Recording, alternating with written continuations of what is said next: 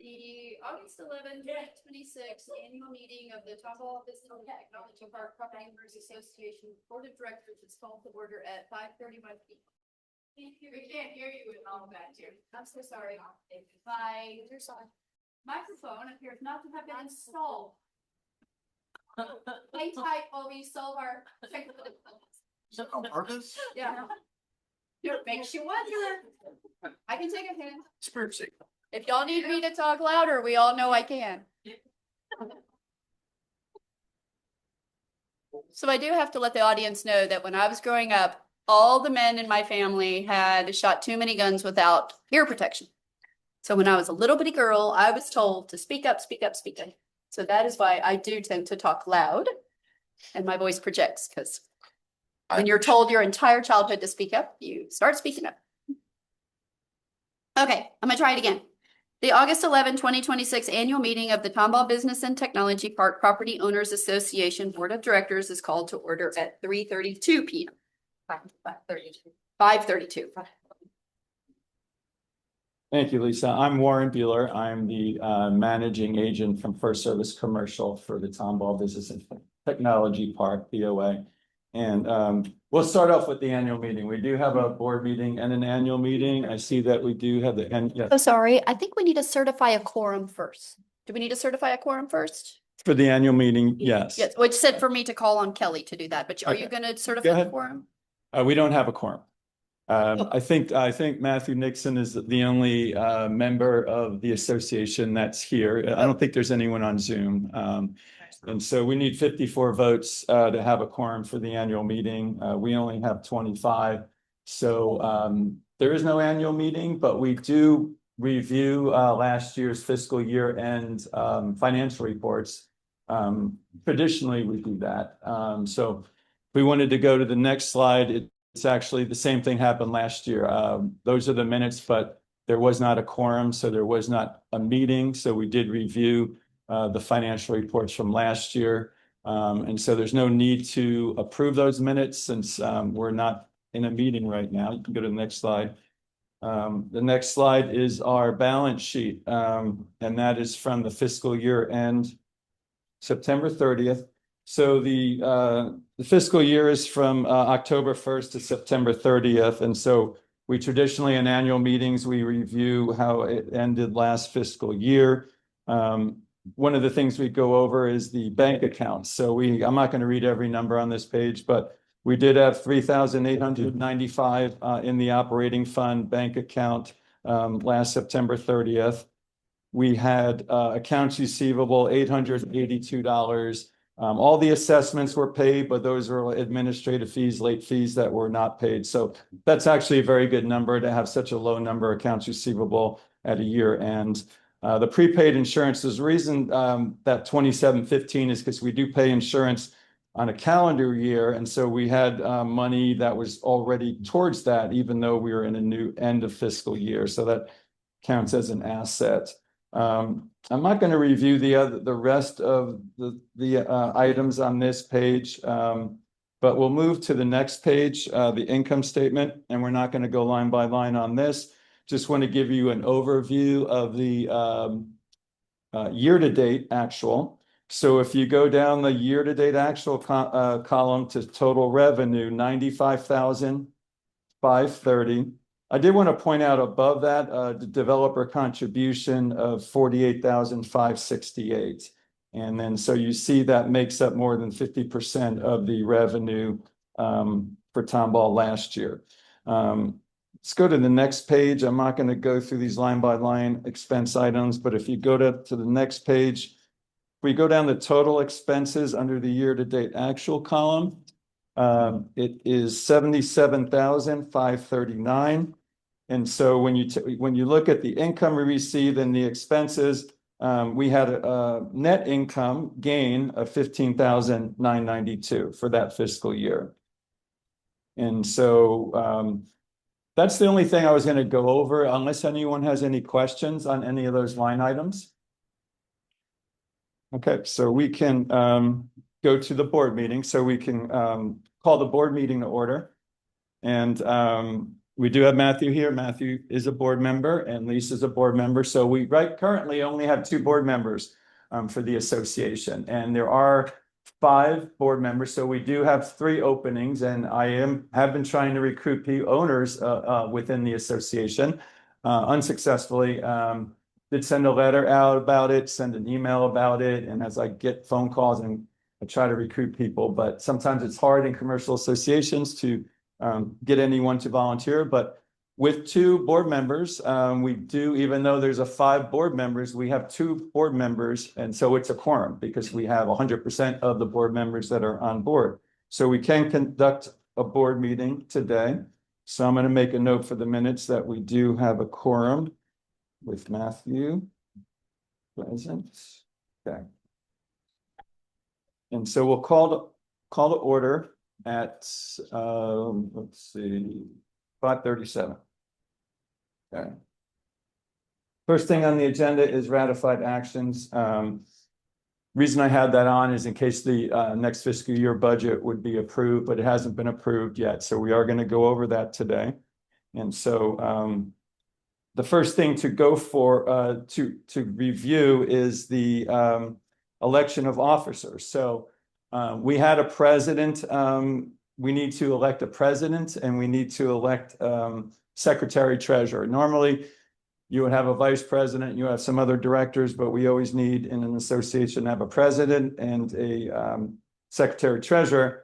So Lisa and Matthew, you just need to decide who wants to be the president. And the only difference as being a president in an association is once in a while you might have to sign a document that one of the other board members doesn't sign. So it's usually maybe an insurance document or an amendment. So if you 2 want to decide who wants to be the president, and then the other person will be the secretary treasurer. Matthew, Matthew, would you like to be the president? It is up to you. It looks presidential. I do have easy access to him. Yeah, I was thinking So, you're right there for signature yeah, purposes. he and I exchange emails. So okay, so we're gonna make Matthew the president. Thank you. Thank you. Okay. Make a note for the minutes. Okay, so now we will move on to the board meeting minutes from the last meeting, which was last board meeting, August 19th, 2025. Lisa and Matthew were present. So we did have a quorum. So we would need to approve these minutes. So we did talk about one of the most important item last year was we approved the budget. It was a 20% increase.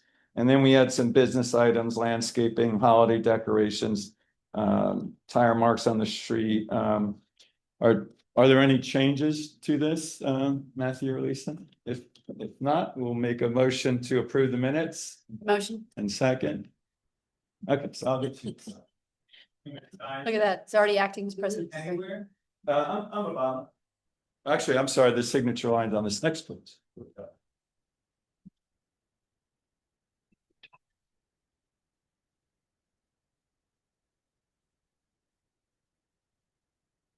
Last thing that we have on the agenda is the fiscal year budget for starting October 1st of this year through September 30th, 2027. So we'll go through that. And I did send this to Matthew and Kelly, and what we would like to do is kind of look at the biggest part of this. It's another 20% increase. So with that 20% increase, we're increasing the amount of owner contributions from 52,941 to 63,529. Now consequently, the developer contribution, which was budgeted last year at 49,631, goes down to 18,100. Now this year, the developer contribution has been a lot higher, 63,468. Due to our entrances, both of our entrances needed new grass plants, mulch, and then we had some chemical issues. So we hope that we wouldn't have that again this year. And so if we always want to make sure our income equals our expenses. So when you look at that and some of the miscellaneous administrative income we would receive, the total income would be 82,860. And now going through these expenses, they all add up to 82,860.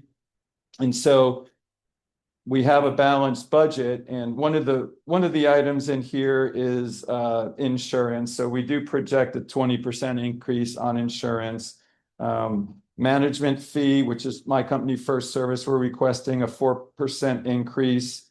The water bills, which the association will be paying, is based on an average expense from October through May. So we have 7 months.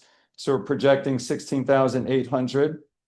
And then in the landscape contract, 19,967. So we're actually saving a lot of money on the landscape contract because we did get a new landscaper who's actually doing a good job. If you go over there to our entrances and are in our new area, you'll see they're doing a very good job. But we were able to save a lot of money, and so that's one of the reasons that the developer contribution will be significantly less this year, because that number is less. But we are only budgeting 3,000 in landscape replacements. We've had a lot more than that this year, but we hope we don't have anything going on there that, like, I know we installed a sidewalk towards those entrances. I think, as long as we can maintain everything the way it is, it's pretty good. And then one of the big items is holiday decorations. We are, I'm proposing a 12,131. So that would kind of affect the budget a little bit. If we decided not to do that, then that might lower the owner increase a bit. But overall, there's some comments on the side on each item. So for the two board members, we would need a motion to approve that board, or any questions about any of the line items. Help me understand the water that says 16.8.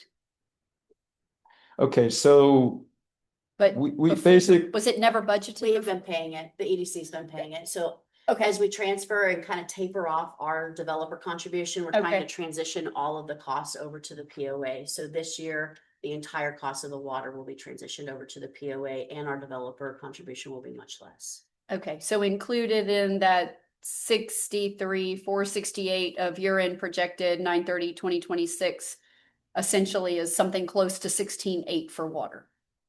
right, that's correct. Okay. So we haven't received any bills yet, but we still have some months to get those, so. Okay. uh, And then,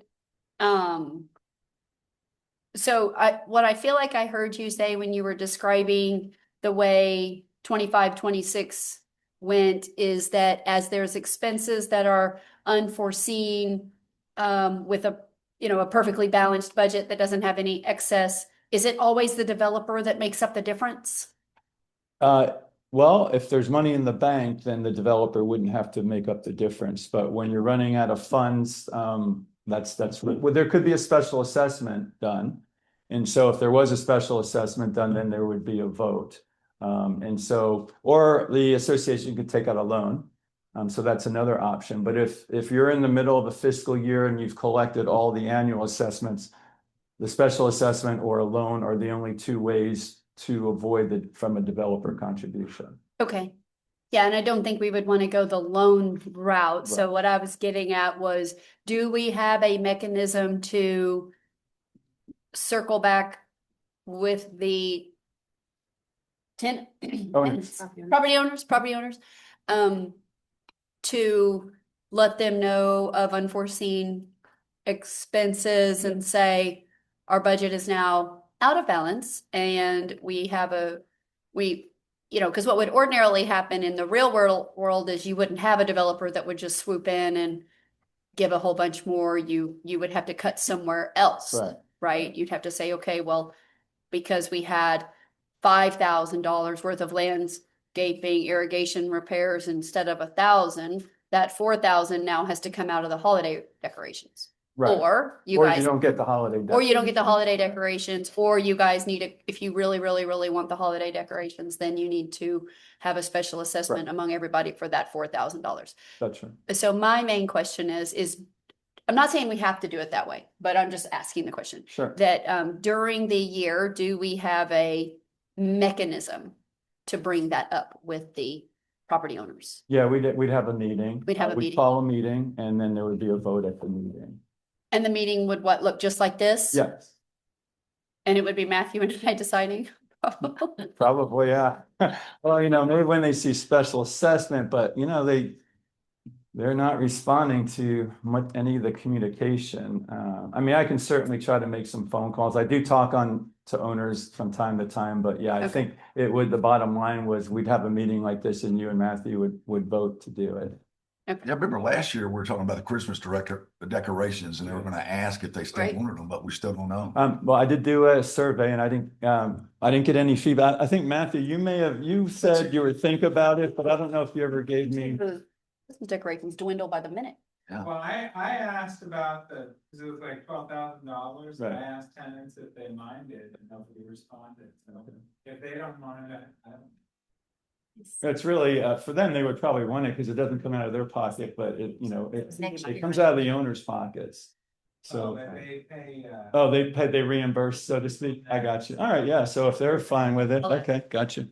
And so I do see a note here for the holiday decorations that says it's a 3-year contract through 26, which of course, when the association itself is on a fiscal year, but Christmas itself is on a calendar year. Right. So I assume that when that note there says through 26, that doesn't mean through the fiscal year end of 9/30/2026. Does that mean through Christmas 2020? No, this is the last year that it ends. So basically what'll happen is I've paid the down payment and then we'll pay the final payment in October and November, 6,000. And then after that, we would have to get a new contract and the board would vote whether they want to renew that new contract.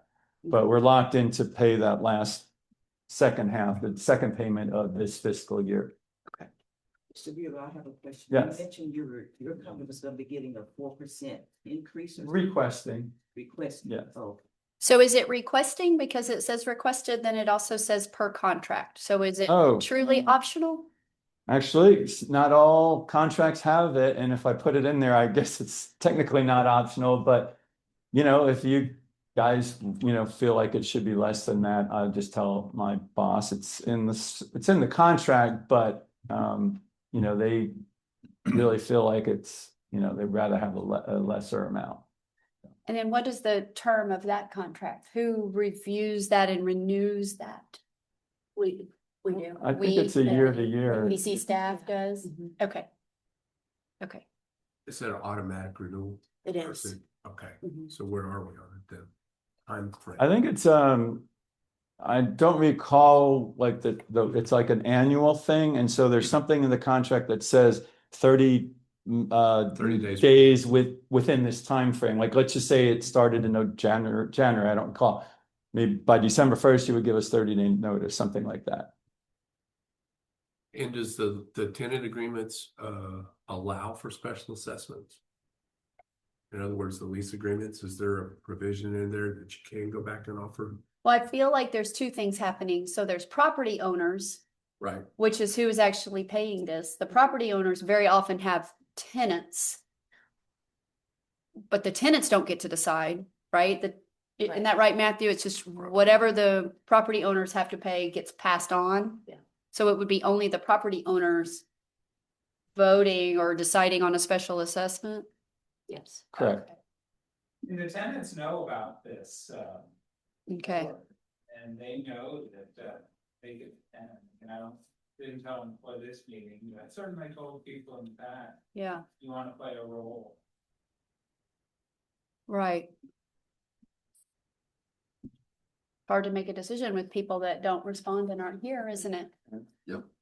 You feel like you're Just spending their money. For history, 20% increases is huge. I've been managing commercial associations for 18 years and maybe one other association, and I manage 10 each year. I mean, it's pretty rare that it's more than a 3 to 5% increase, but we've had to do a 20% increase the last, I think it's 3 years in a row because of, you guys, the developer no longer owns any property. So we're trying to get that developer contribution down to 0. And so that's why we need to do these big increases. The increase seems really big, but remember the assessment started really low. It was like. Correct. Yeah, it was $50 the first 2 or 3 years. Yeah, it That was Yeah, my that- question is when's the last assessment increase done was last year. last year? Yeah. Every year. We've tried to do that so that we can transition the costs away from the EDC, so when but is not that all at one complete? time. my goal would be for that to be next year. We did our last year, this current year, fiscal year, developer contribution was about just under 50,000. And I think we're looking at 18.1. Yeah, and if we were to eliminate the holiday decorations, that gets it down to 6,000. There may be other ways to, lower some things. So it's definitely, and if we do like say a 10% increase next year instead of a 20, that's certainly going to make up whatever the developer contribution would have been needed. So I think between another 10% increase and not having holiday decorations, I don't think there would even be a need for a developer contribution next year. So it depends on what happens with the landscape, because we're not budgeting much for the landscape budget. Was that a good idea? Are we sure we're not under budgeting landscape? Well, landscape improvements, it's just hard to say, you could just have you could have a hurricane, you could have a drought, you could have the trees, the shrubs die. It's just really hard to project that. So you would hope that, you don't want the entrances looking like an eyesore because, there was a hurricane and everything got, there are insurance, but then there's a big deductible for insurance too, so. To me, it seems like, given that we're in a drought, we're on mandatory restrictions, we're gonna lose grass, especially if it was planted recently. Are y'all on mandatory restrictions just like we are? This is the first time hearing about it. I haven't told our landscaper to. Microphone. I'm sure it's following that though. I won't put that in the minutes. No, it's in there. There's signs all over town. Oh, really? Yeah, Okay. we're in stage 2 mandatory, so you're gonna lose grass is what I'm telling you. Okay, yeah, I'm surprised my landscaper hasn't noticed it. So anyway, I'm gonna put that, I'm gonna make a note to contact them about where we're at with that. Do you know off the top of your head what the minutes per week or? It's not minutes, it's Days days. of water. It's days? Just contact the public Even service. numbers can do one thing and Okay. odd numbers can do something Okay. I'll else. get you in contact with the public works director. Okay, It's yeah. only at night during a certain number of hours. Yeah, we're very limited. Our landscaping is it's always at night. It's usually 3 days a week. I'm guessing off the top of my head, it's 10 minutes, 3 days a week at night. I could be wrong. Summertime, of course, when you have new grass, you're going to be running it more often, but then you get to the winter time and you don't have any you don't need irrigation. Right. So we don't have any flowers, so we don't have to worry about that. We have hardy plants that should last all year round. In the winter, it's just, we've had some freezes and we've had some, just storms, and that's in other places, it's caused some problems. So. And I guess on the management fee, do we know what market is for a facility like ours, our size, with our activity? I don't. Warren would know a little bit better as far as what the market is Well, for a 100-acre development. Yeah, let me see. Let me look at the other report on the monthly.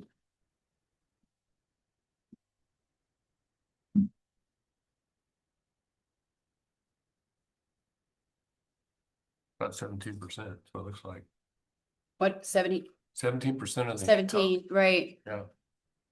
And I just don't know, is that, Yeah, it's really the monthly fee that I'm finding. It's on one of these it pages. says 1,523. Okay, yeah, 1,500, like of the associations I manage and the ones I've been managing, I would say that's lower than the average. Okay, I would say, I manage one right now that they're like 4,500 a month. I got another one, 3,500 a month. We've been managing them longer, and so you're getting increases every year, and so that plays into it, and the number of units plays into it. But yeah, the 1,500, I would say maybe it's in the 40%, if yeah, it's okay. below average for a monthly. Okay. And then I think on the minutes there, last year, we said we were going to confirm that we're happy with our landscaper. We weren't, and so That's what you said. It is a brand new one. Yes, and we Okay. saved a lot of money. Okay. And there's been some ups and downs, but I drove it before I came here, and last month, it's looking good. So it's It's really good. and we did do bids to 4 different, Okay. and they had a good reference, our landscapers. So what is needed from us today? To vote if you approve a 20% assessment increase and approve this budget, or if you don't want to approve the budget, you could just approve the 20% increase. And then the budget can be approved via email. But the main thing is trying to get the ball rolling on, we need to send letters out to the owners on what they need to pay. Hopefully by September 1st, we want to send the letters out if possible. If it ends up being, you know, the middle of September, it's not the end of the world, but it's due October 1st. It's not late until Halloween. So they wouldn't get charged anything until November 1st. But so the sooner we can get them at least the letter. Now we like to send the whole budget out with them with the letters, if that's possible. But if you feel there needs to be more discussions about the line items, then, you know, we here at this meeting, we can just approve the assessment increase. I think how we did this last year was we went ahead and approved it, knowing that so that you could send it out, but that we would do a budget amendment if we had to. But I would like to ask that if there's unforeseen circumstances, that versus just having the developer contribution be increased, that we at least talk about it. That we just have a meeting. I'm not saying that we wouldn't go the developer contribution route, but that I think if something pops up unforeseen versus just having the developer step in and make up the difference, we should have a meeting and discuss it. Sure. Yeah, I'll put that in the minutes. Especially considering that the developer contribution is going down so much that it wouldn't be appropriate for just the developer to continue to make up all the difference for stuff that pops up. Matthew, what do you think? Do you think we should go ahead and approve this budget so it can be sent out quickly along with the 20% increase, or do we want to go through the line items some more? So forgive me for not knowing, but the assessment based on square footage. Yes. So what would be like an average assessment? We looked at this a couple years ago, like actually Kelly and I, we were looking at, okay, how does this compare to other commercial association dollar, you know, and then what we found is it really depends on a lot of things. Like Tomball, we have the main thing is landscaping. There's not a lot of other maintenance things. So it's kind of an apples to oranges with other ones, but this assessment rate is lower than most of the ones I manage now and most of the ones I've managed in the past, even with this 20%. Sorry, what is the rate? Looks like it's at 0.018 per square foot. Of building or? But of land. Yeah, we'd always just go that's a by good question. land for Tomball. Oops. And forgive my ignorance again, but when the developer makes contribution, is that just because they're agreeing to do it?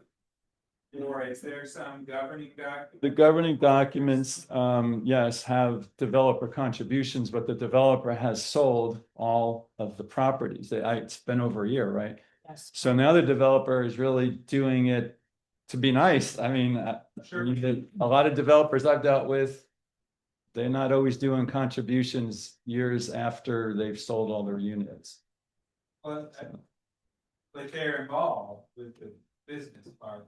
Technically, they don't have to be involved at all right now. Yeah, I think that's how we've tried to encourage property owners to become the board so that the EDC could kind of step out of it. Ideally, that's what we would love to see happen. I support being. Okay, great. So sounds like we got a motion in a second. All right, All right, okay. all in favor? Yep, Approved. Okay. All right. So, okay, and so that's all I have. Does anyone else have any general questions about the association? No? Okay, thank you. Lauren, good to see you again. Good to see you. Okay, so we're adjourning this? Yes. Okay.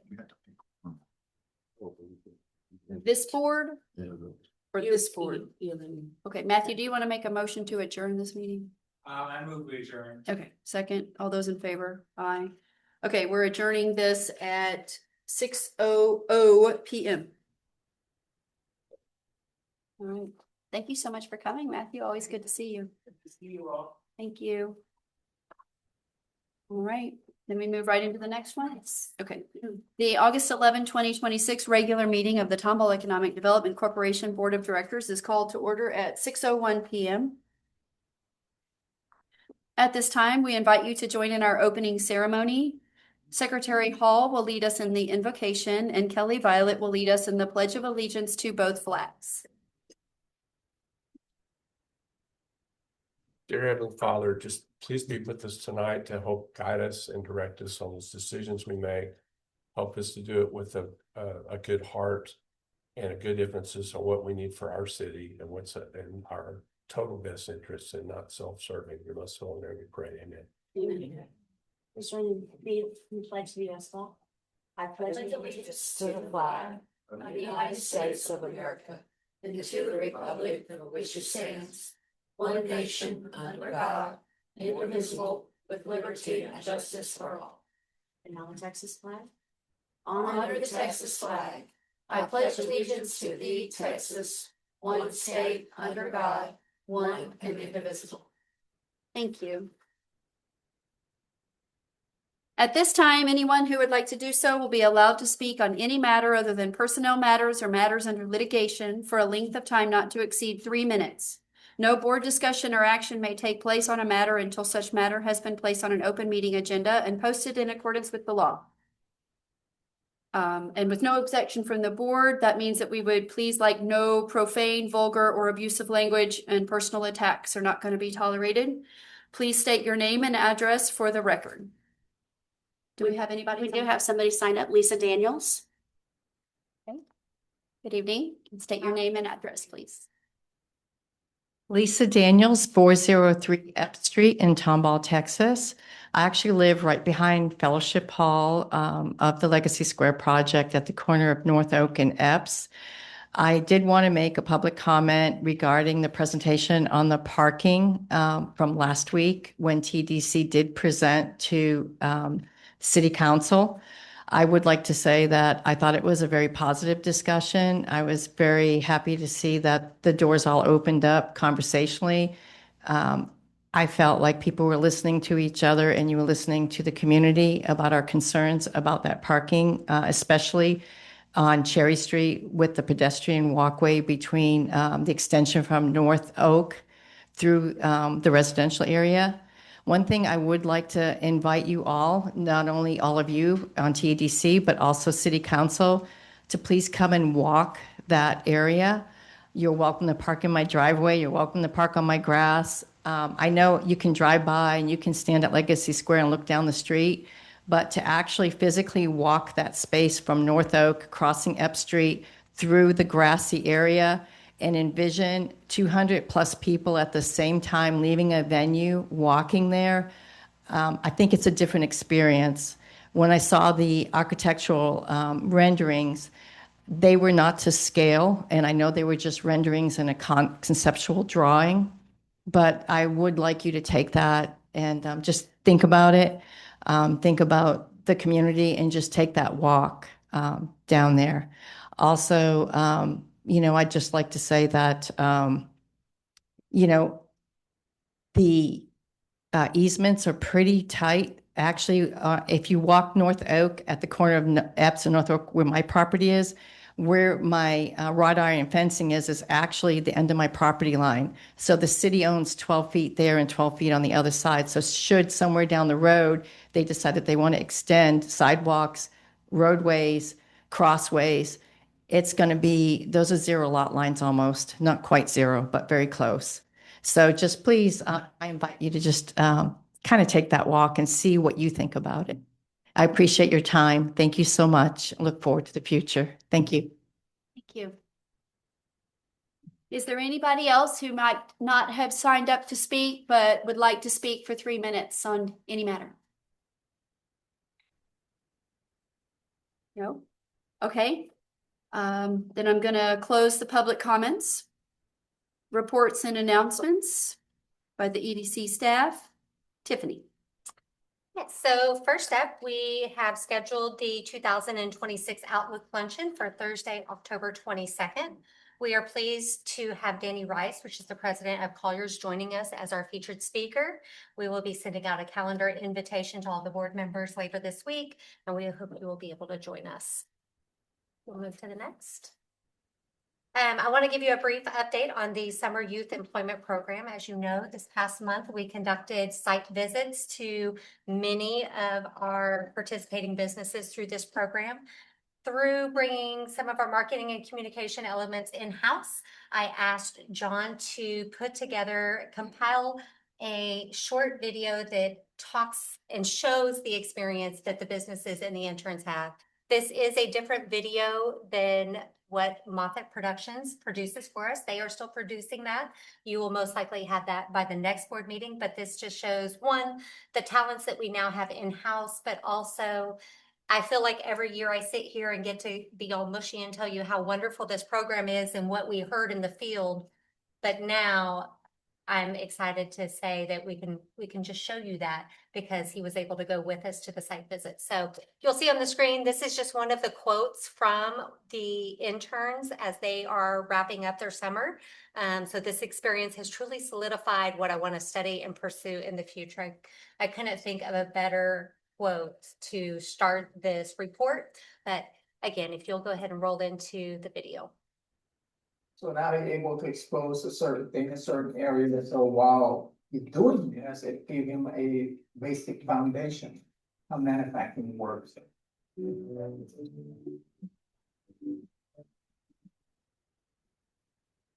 I came in here, deciding, like, I wasn't too sure if I wanted to do, construction management.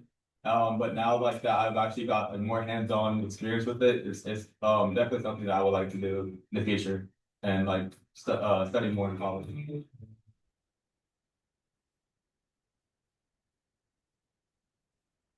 Definitely felt more prepared in the aspect of like what I wanted to do in life, I think. Coming here, I was like obviously on the fence about it. But I ended up majoring in advertising and I'm minoring in graphic design. And so that's something that if I wouldn't have known that I wanted to do until I came here.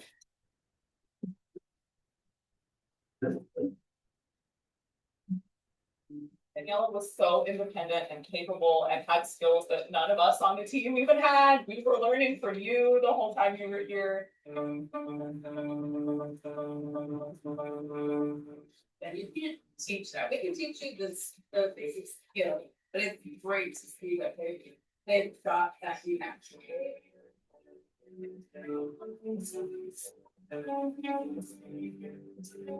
Passing it on to the next generation. We already signed him up. He's now an apprentice electrician.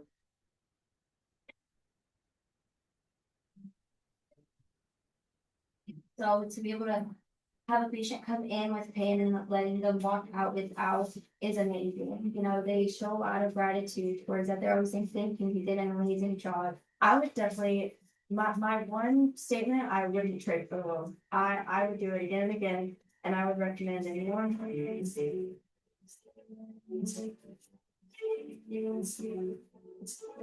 able to fulfill positions that maybe we weren't ready to fulfill, but seeing now, oh, like, what are we gonna do without David now? And he goes back to school. We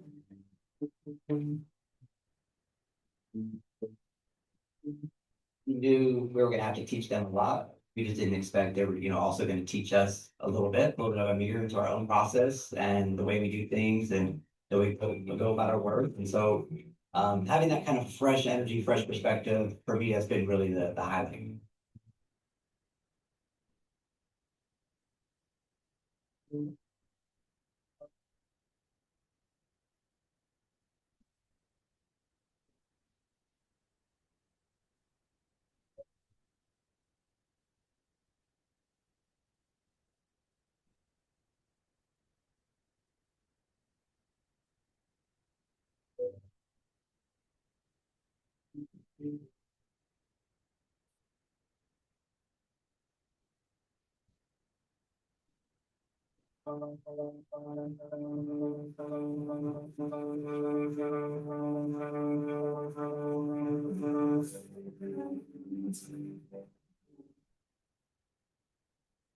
I'm just a little intern here, like learning all these little SOPs. but in reality, you are leaving the mark here, and it's really important to remember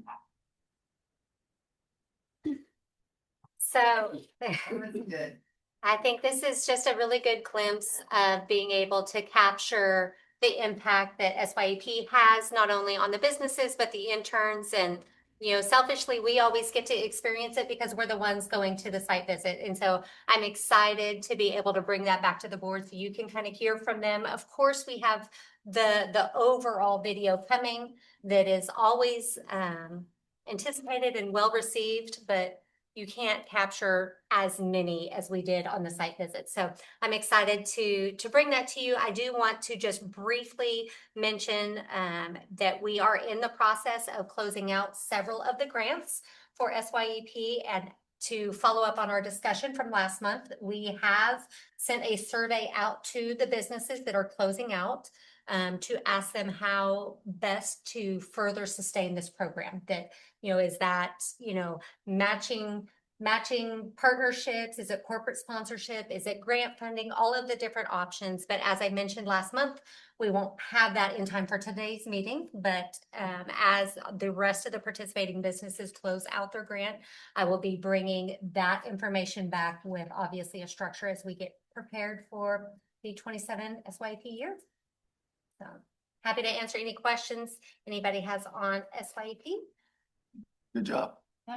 That our first video scene of John's. That is. So I will tell you, I gave him a very short turnaround. I was like, instead of me just blabbing this whole time, what do you think if we, you know, put together some of these? And he was like, yeah, let's do it. And then it's a lot of work. It's a lot of work to edit and stuff like that. So it was nice to see, you know, how quickly he could respond. And so very happy to have him in-house. Great job, John. Thank you. So the next item under reports and announcements is reports by TEDC staff and members of the board about items of community interest on which no action will be taken. This is really just an opportunity to open the floor if there's staff or board members that have anything to report on, but it's an opportunity for you guys to say anything if needed.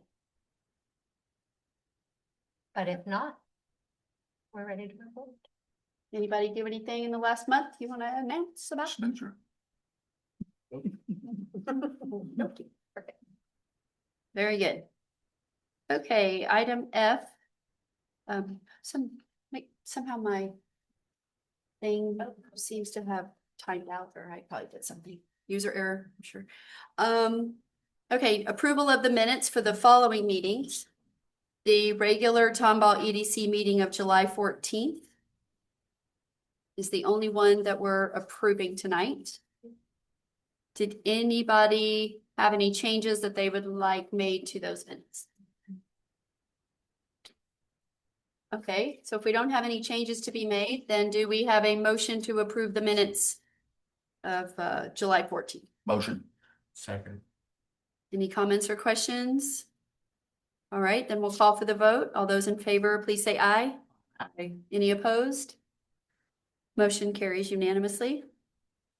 New business, consideration and possible action to approve an amended resolution modifying the membership of Tomball Legacy Square Redevelopment Committee. If you recall, in July of last year, the board established the First Baptist Church Redevelopment Committee. That is a board committee made up of Wayne Hall, Danny Hudson, and Latrell Shannon. That was really in advance of the overall Tomball Legacy Square Advisory Committee. And the goal for the board committee is to help staff and kind of guide project consultants with the planning and implementation of the Tomball Legacy Square redevelopment project. We did receive notice from Latrell that she's no longer able to serve on that committee. So we do have an opening and we'll ask that the board fill that position. Also, it was discussed at our strategic planning session that there may want to be additional members added to the committee, specifically Mr. Bill Hightower and Tom Condon. And so if you wish to add those members to the committee, that will need to be made in the motion. The Legacy Square Advisory Committee will continue to serve as the community stakeholder group. So there won't be any changes to that. This is just to the board committee itself. Okay.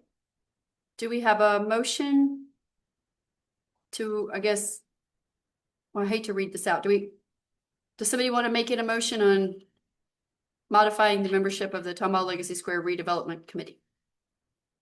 I make a motion to revise the committee. I'll And second add Bill it. Hightower and Tom Condon And I think we need another board member, and another board member. which needs to be Seem- specified. Yes, okay. I would probably say Lisa for that, since she was filling in for Danny in his absence, so she's familiar with what's going on. But I'll leave that open, but Lisa will be my recommendation.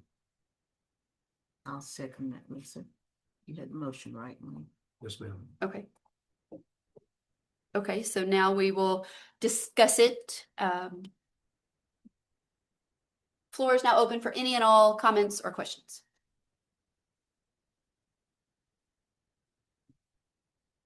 Okay, no comments or questions. Then we will call for the vote. All those in favor, please say aye. Aye. Any opposed? Okay, motion carries unanimously. Consideration and possible action regarding the appointment, removal, or replacement of members of the Tomball Legacy Square Citizen Advisory Committee. Kelly?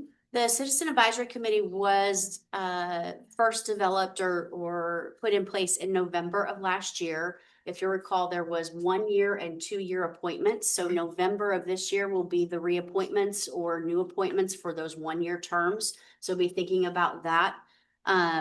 The advisory committee also consists of the 3 board members that are on the board committee. And so Lisa, you'll be now on the Legacy Square Advisory Committee as well. But this item was really to discuss any changes that the board may want to make to that committee. Also keep in mind, as I said, there will be appointments or reappointments that will need to be on the agenda for November. So the natural reappointments would just happen this coming November? Yes. Okay. Is there any action we need to take here? Make a motion. I'd like to discuss. I believe we need a motion to discuss. Make a motion to discuss. So you need to make a motion. I think we have to have an actual actionable. Make a- I think we need a motion with an action behind it that we would vote on in order to discuss that motion. So you need to make your recommendation. Yeah. Of what you're wanting to discuss through your motion. That's right. And then we can discuss it. I don't, Can I ask a question Yeah. prior to him making this motion? Are we locked into a 1 year or 2 year terms on certain people on the committee? Or can that be amended? So next page. Here's your 1 and 2 year terms, and that's how it was structured when they were appointed. So my motion would be, can we have an action item to revise any of these terms? Yes. I would make a motion to revise some of these terms. and it probably needs to be more specific than that. Do we need to, or do we want to make I don't know. I We would, need- I would, I see what you're saying. I would like to make a motion to remove Esther Meyer from the advisory committee of Legacy Square. Second. Is that what we're looking for? Okay. So she had a 2 year term. She's coming up on almost 1 year, but not quite. Okay.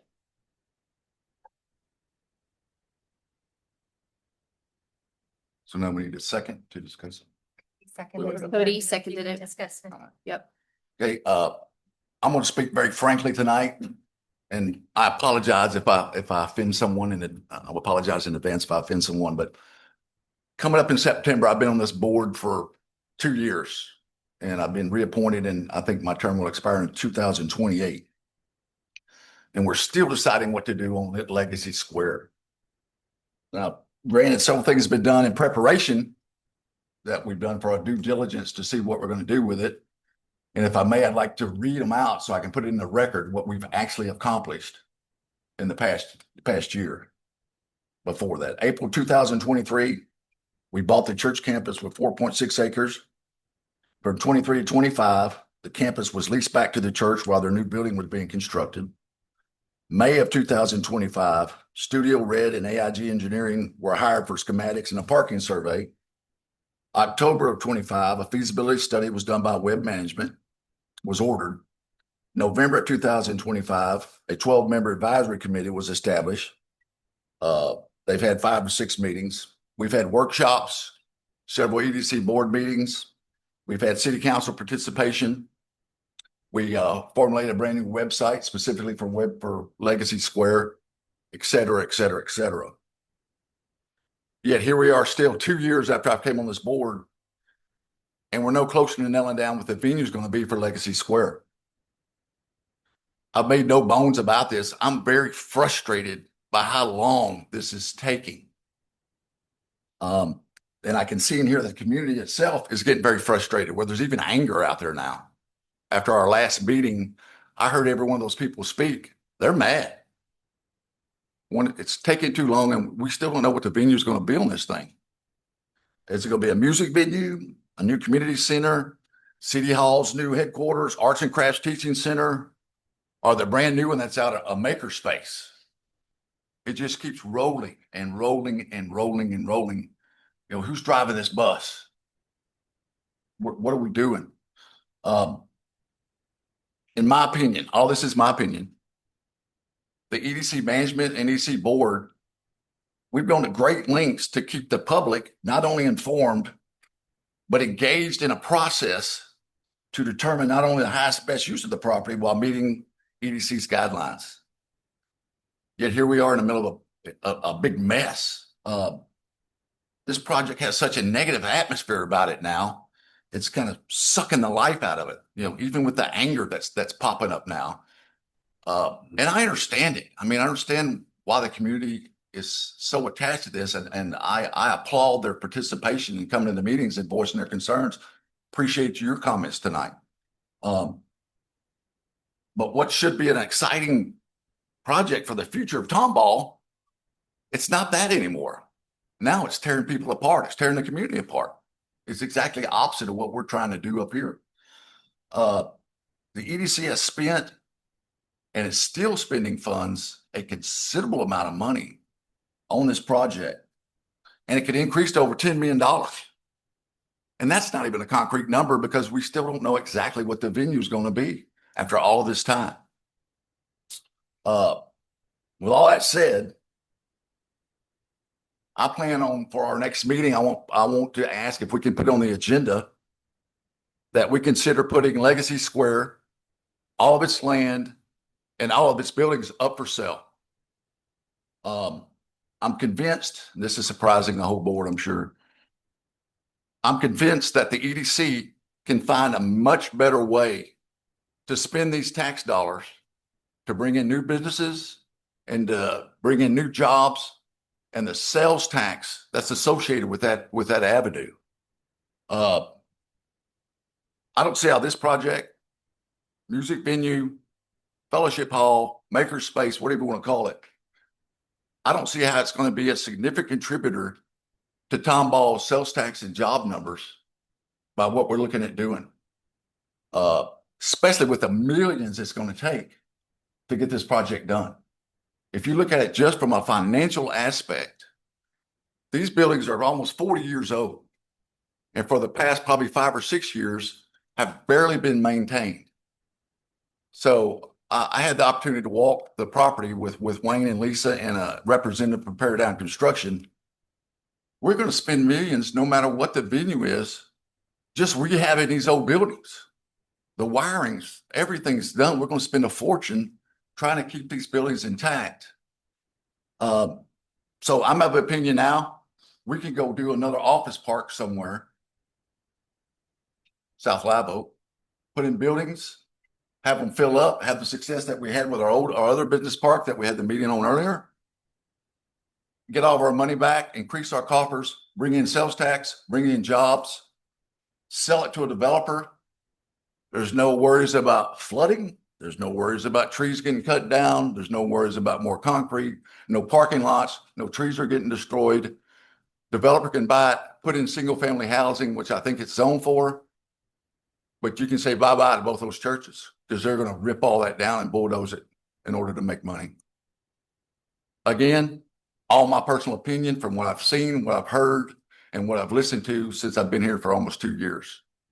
This makes no economic sense to me to spend millions on this project and end up with the exact opposite of what we're, as an EDC, is supposed to formulate. Jobs, business retention, new business. We're going to have maybe 3 or 4 businesses in there, tops, if that much. And it's going to be a huge drain on our resources because we're going to have to supplement that virtually maybe hundreds of thousands of dollars for a while just to keep it open, no matter what it ends up becoming. So with all that said, the bulk of the confusion, danger, again, in my opinion, is due to people using half-truths, non-truths, and rumors that they spread around to advance their personal agendas. Content creators on Facebook love negativity. It makes people go to the site. It makes them hit the clicks. It gets some volume. I understand that. But none of these content creators care to lift a finger. And a lot of the people that are complaining on these things, not only on social media, but also out in the public, they don't call for facts. God forbid. I don't think Kelly receives any calls. I don't think any board members have received calls. If you hear something somewhere at a restaurant, or they're tearing down all the trees. That's flat out not true. Of the stuff that we've looked at, a lot of the stuff out there that people are angry about is just part of a feasibility study. It's just part of us throwing ideas out about what it could or couldn't be, which you have to do to make an informed decision. But they take it, run with it as the truth. Then we hear about it after the fact, after everybody's mad.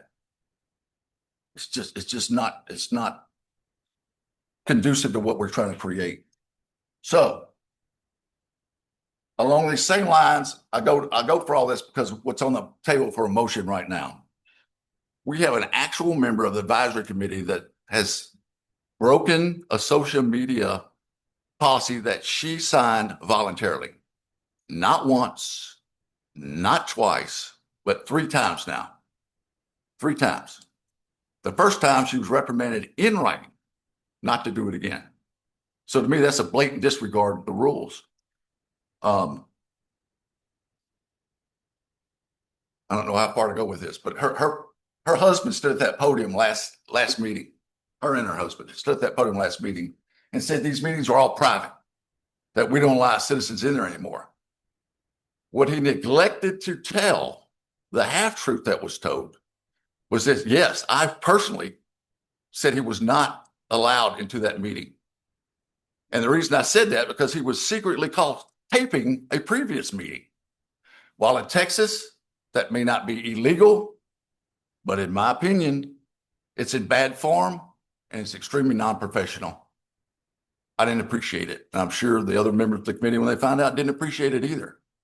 And now they're broadcast, go to our website and look at it. And they're pushing for a maker's choice facility now, which I've done extensive research on, and don't get me started on that. It's another financial boondoggle. It's just makes no sense. So my vote is a resounding yes to remove this woman from the committee for repeatedly violating a policy that she willfully signed. We make rules for a reason, and if you break those rules, there's consequences to them. So I make the motion to remove her. And for anyone out there in the public, I have made very precise notes on what I'm talking about. If you want a copy, contact me, because I don't want my words to get second-handed, changed over, or modified in any way, shape, or form about what I just discussed. But that's where I'm at.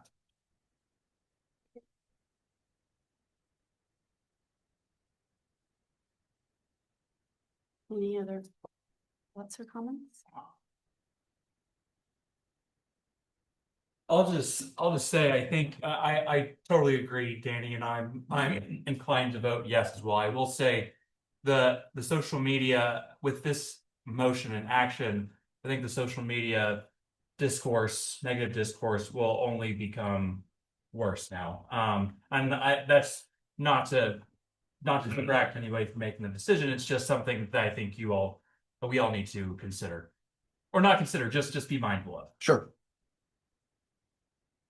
And that's been my thought as well, Cody. is that, but I guess it's social media, right? Everybody gets to post whatever they want. And it's gonna get worse or better regardless. All I can say is I wish they would come to us with questions. You know, that's the only way to clear the air of all the rumors and innuendos that are going on.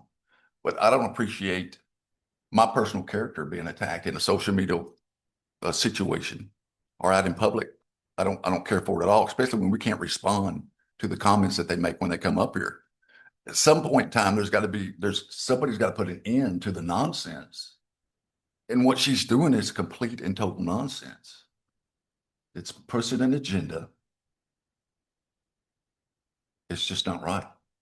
So there's got to be in my opinion, there's got to be a repercussion for actions, just like in real life. I was gonna say something. So I've been at every meeting that we've had on the advisory committee. She's been very difficult to deal with. She basically hamstrings the whole context of the meeting where we can't move things forward. But in the spirit of having the citizens serve in those committees, she didn't come with an open mind about what we were trying to do in the project. And that's unfortunate. I respect what she wants to do, but that wasn't the whole agenda of the whole advisory committee. It was to advise us on what we wanted to do and get people's input on that. But it's just a continued bombardment of why we shouldn't do this, we shouldn't do that. And as Danny mentioned and Cody mentioned, there's no fact basis in what she discusses in those forums. So if it was factual, then we could have that conversation. But I still, with Cody and with Lisa, I'm very torn. When people step up to serve voluntarily, you want their voices to be heard. If I was sitting in that position and I was completely against something, or it was in my backyard, would I be concerned? Yes.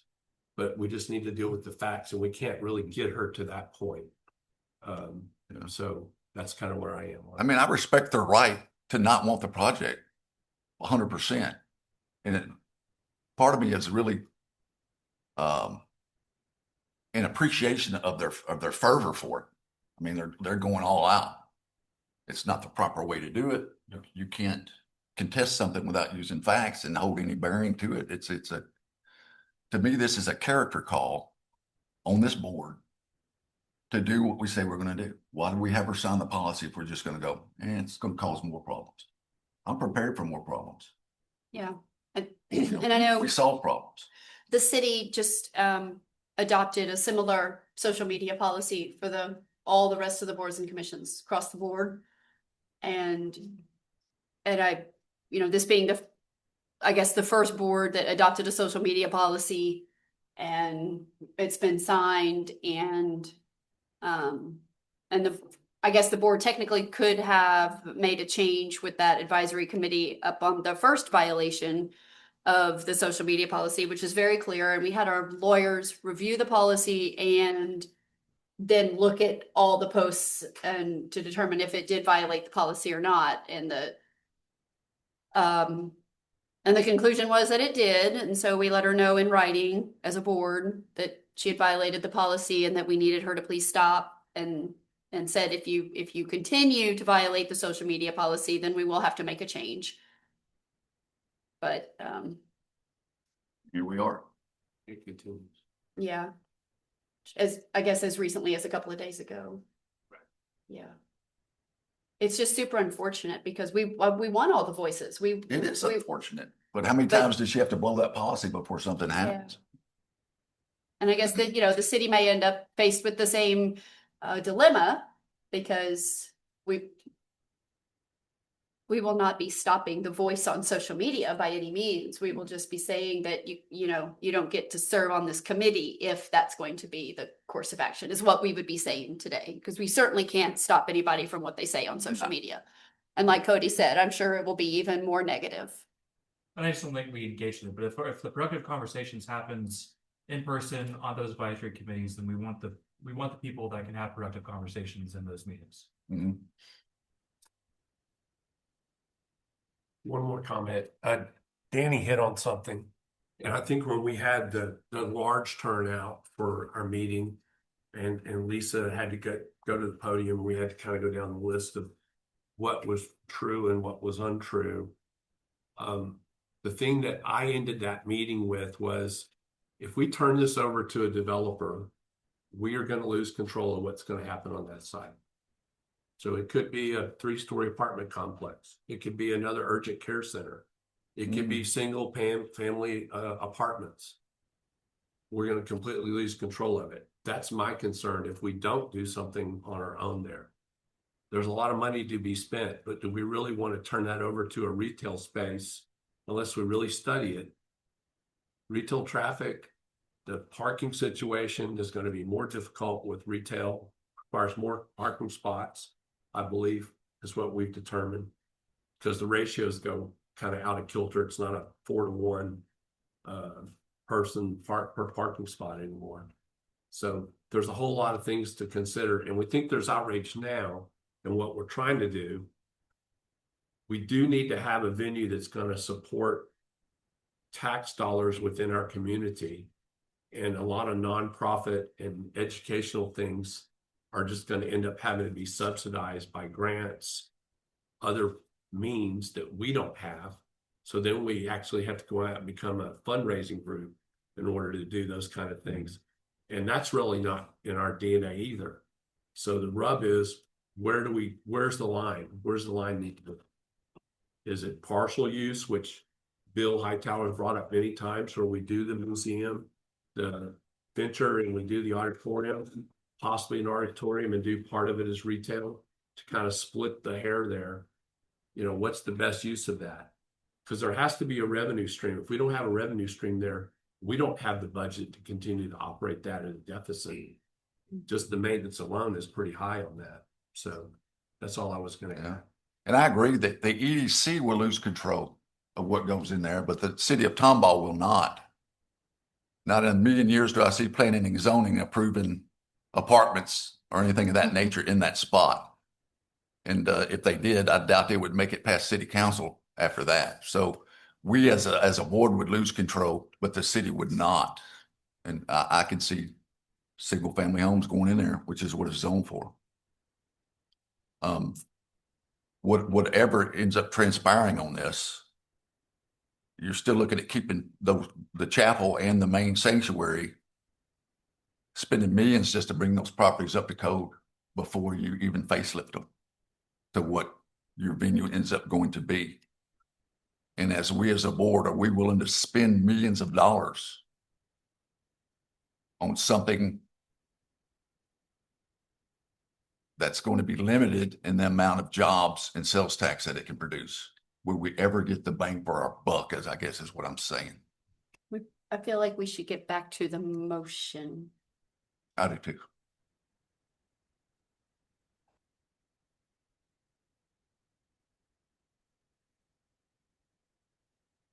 So it's time to vote on it, isn't it? We've already motioned and discussed. Right. I just went back to that discussing the motion. Do we have any more discussion on the motion that's on the table right now? The motion is to remove somebody. Yeah. Is there would there be a separate motion or an amendment to the motion to put an alternate in the place or to appoint somebody else? That is a really good question. And I don't know that since we haven't done this before. We already have 2 named alternates. So we have 2 named alternates. I know somebody can make a motion to amend the motion, and that can be seconded if you wanted to include who to appoint. Danny could amend his motion to start with, so if you that You can make 2 separate yeah, motions. you can either make 2 separate, or Danny, you could amend your motion if you had a recommendation for who you would want. I will amend my motion to say I want the removal of Esther Meyer and the appointment of 1 of 2 alternates to take her place. I would suggest you look at Kay. Ella is a student and she hasn't been able to be there, and Michael Dean Pierce hasn't been at any of the meetings. So my suggestion, if you're, Glasscock would be an excellent. yes, I Can I second the motion and then we can discuss? think it's already been Is that- seconded. Oh, Did you second okay, the it's still, amendment? Still okay, good. Second. okay. Yeah. Okay. And do we need to confirm that Kay is good with continue, like, She's been there. she's come to all of them, hasn't yes, she? very Okay, engaged. okay. Yeah. Okay. All right, we're ready to call for the vote. Is there any more discussion? I'll make sure everybody's had an opportunity to say what they need, what they want to say. This is very hard, something we maybe unheard of here for the board. I'm torn. Yes, It's a hard one. yes. Because we have volunteers, these were all volunteers, and then there's, Lennox said yes, like to volunteer also, but then you've got a different view of that person. So I don't know. I really don't. I'm confused.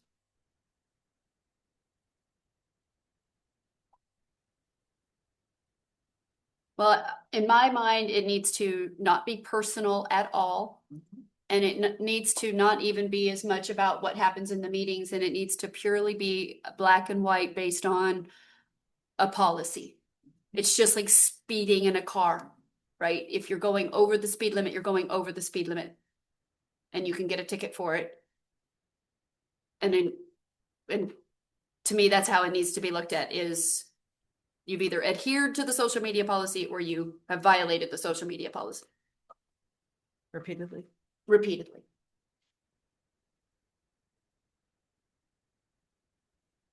Is there another alternate method instead of removal? Is that a possibility? Suspension, but not removal? Why?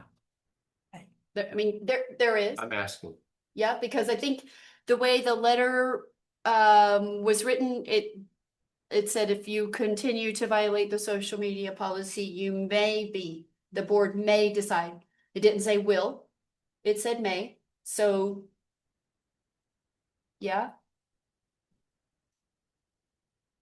I don't know if we could ask again not to. But the original letter was pretty strong.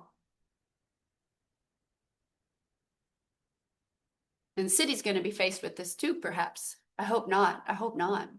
But now that the city's adopted it, we'll just have to see. It's a terrible situation to be in.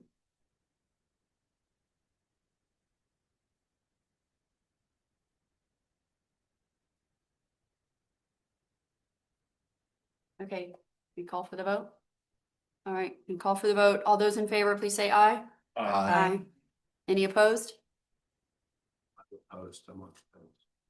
You're opposed? Okay. So am I. And you're opposed? I am. Okay. Not because she didn't violate the policy. It's just I have a hard time removing a volunteer off of the committee. Well, if that's the case, I oppose it too because of that. Okay. That's why I same reason.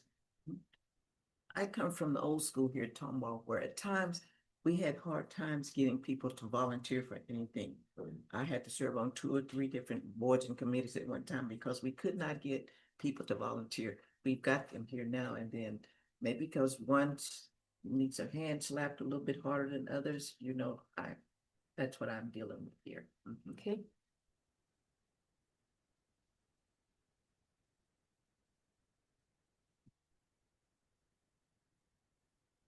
Do we have all the votes in? Do we need a review? So You need a roll call? roll call. Okay. No. Nay, Yes. aye, Nay. nay, aye. Aye. No. Aye. All right, motion carries 4-3. Yep.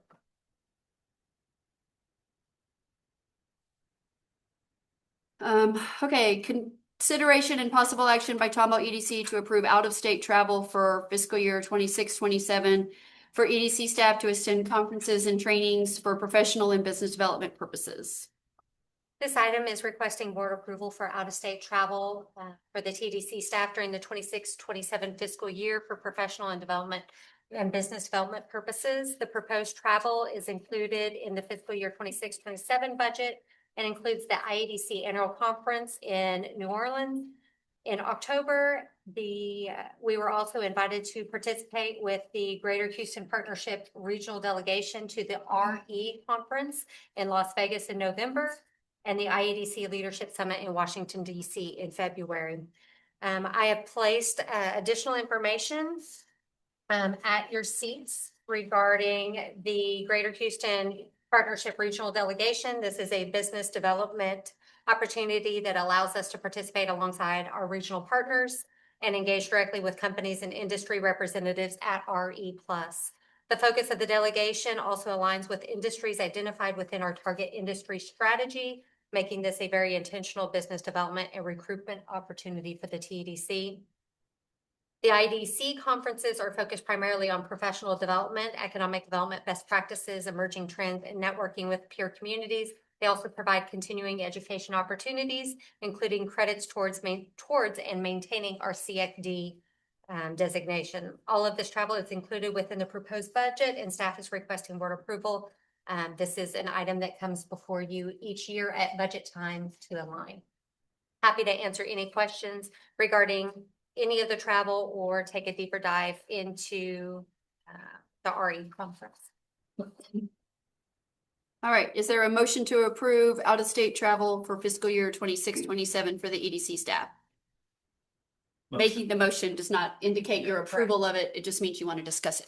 Okay, Cody has motion. Second. Okay. All right, so we had New Orleans, Washington, D.C., and Las Vegas. Correct. Okay. Did y'all go to all three of those last year? So traditionally, we go to the IEDC annual conference every single year. In the years past, this is also where we have been blessed to receive awards. You know, fingers crossed, that's still going to be an option on the table for this year.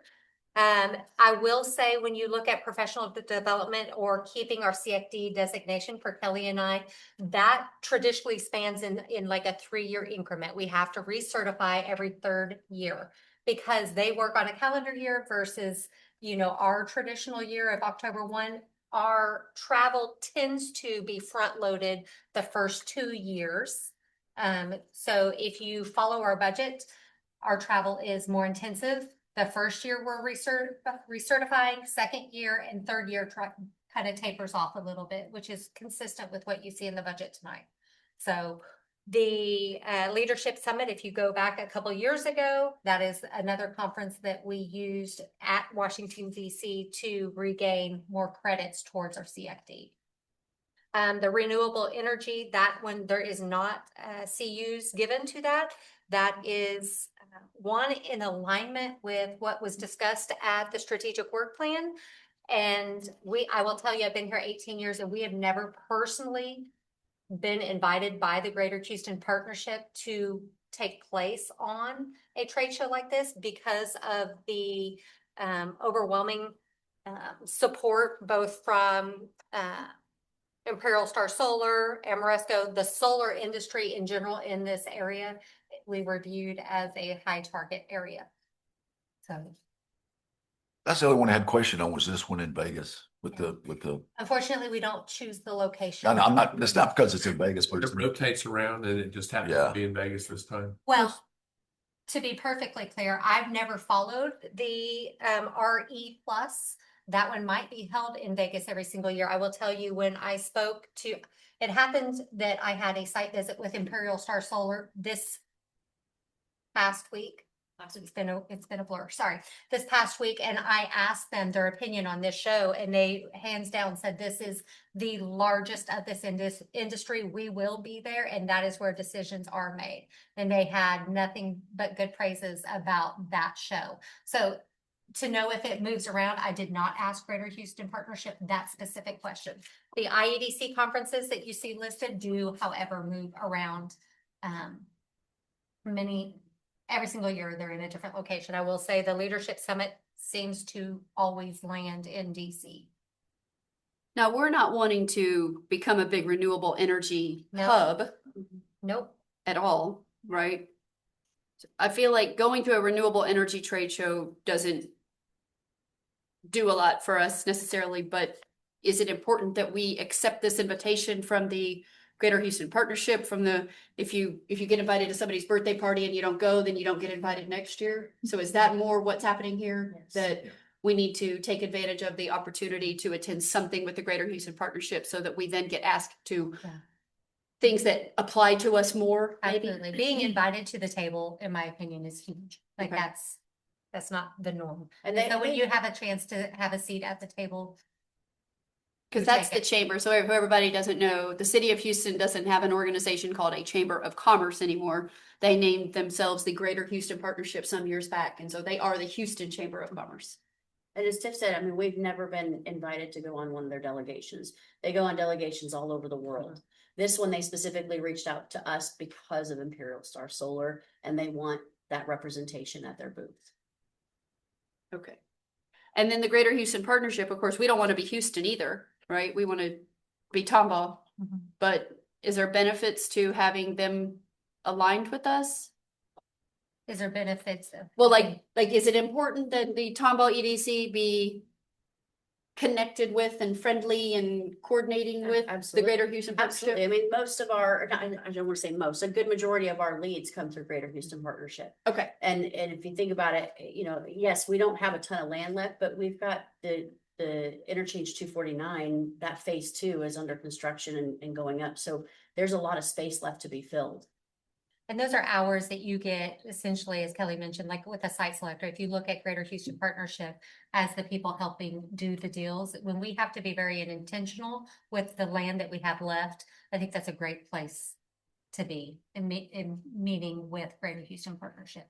They're going to learn more about Tomball in those few days with very intentional discussions.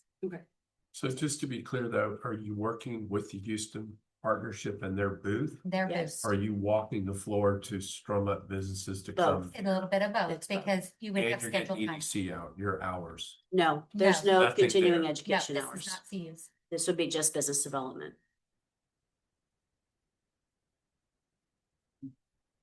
and is it the whole staff who all goes to New Orleans, Washington DC and? No, it would not be all of the staff. The way that it would be for Greater Houston Partnership, I'm just gonna go down the list because of cost. That would be Kelly only.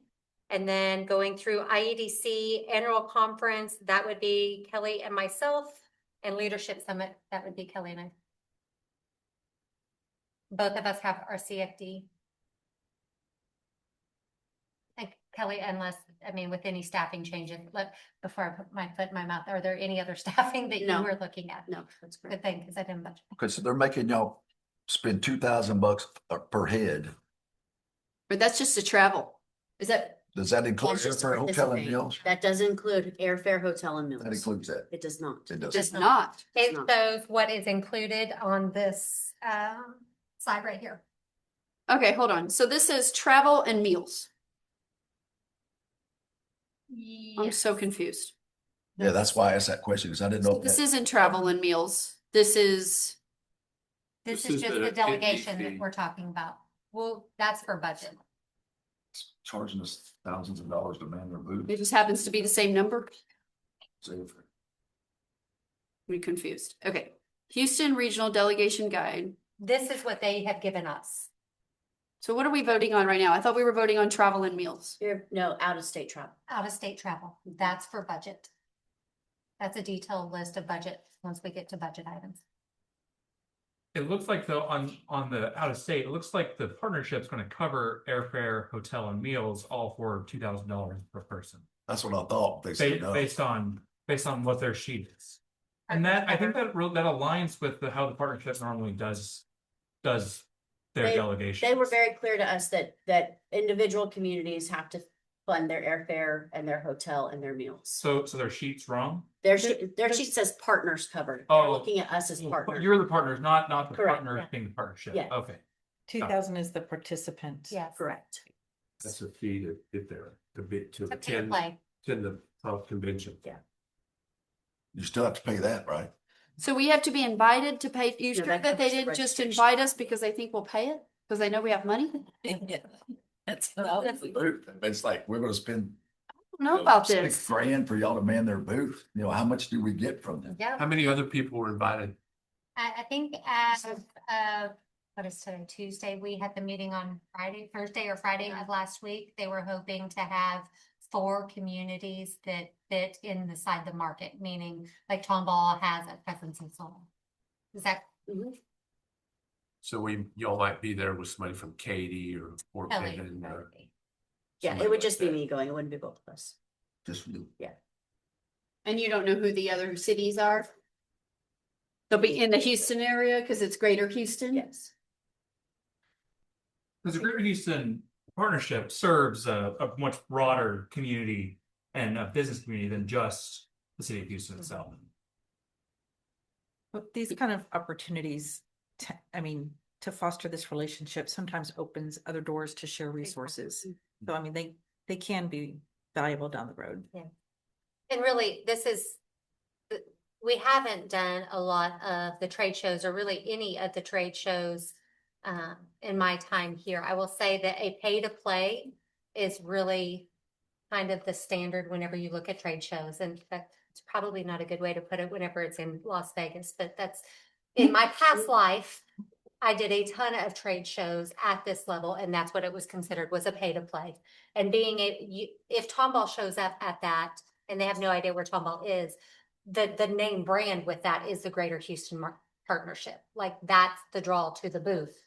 And then you get to talk on your individual levels. That's the pay to play. And they invite you because you have a needed presence there.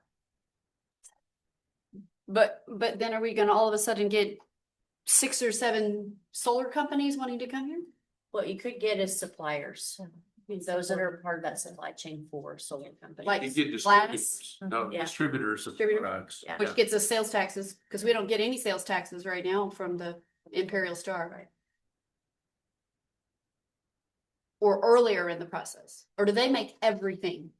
They do the whole thing. They make Imperial the Star. glass too?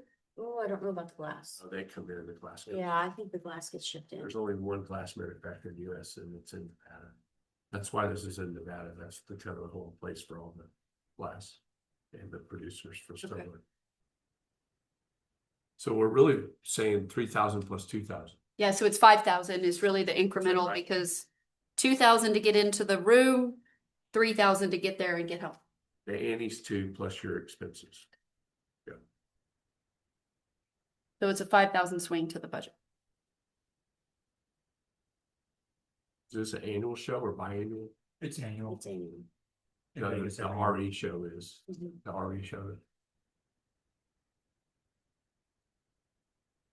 I feel like I just don't know enough about these trade shows that I have to just take other people's word for it, because I'm just not familiar with this. This is outside my area of And we've expertise. never gone to this one either, so I can't give you any firsthand. When's your deadline? They are going to obviously probably be calling us tomorrow to find out any discussion. They're probably listening. No. But yeah, I mean, they might, I don't know. But again, this is just brought to you, right? And so we can gather more information, obviously take whatever questions that you guys have and take to them and bring that back. I don't know if I believe we meet September 14th. Mhm. I don't know if that is too late for them or not, but I mean, obviously you guys need to have a warm fuzzy feeling about this and the expenditure. So if you need more information, then just direct us on what questions you would like clarified from them, and we'll be happy to get that information. It's like bang for our buck, you know, we got a $17,000 proposed travel and meal budget. And 5 of that's gonna be eaten up with one deal for solar. Well, No. no, this 17,000, 3 of this line item, 3,000 of this 17,000 is just travel. That's why it's very confusing. But we got, yeah, This line item is what? This 2,000 to just go would be in what line item? Then it would fall, and forgive me, we're in conference, what used to be conference and registrations. Then once we swapped this past year, it makes it training. So because when we swapped to Encode this past year, our account changes. So what was the seminar and conference registration? Oh. That is reflective in the training budget.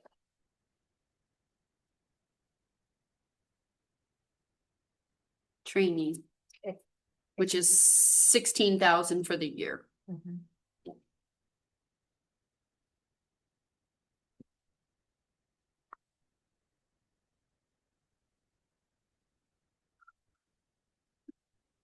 Okay, so people that are familiar with things like this, Cody.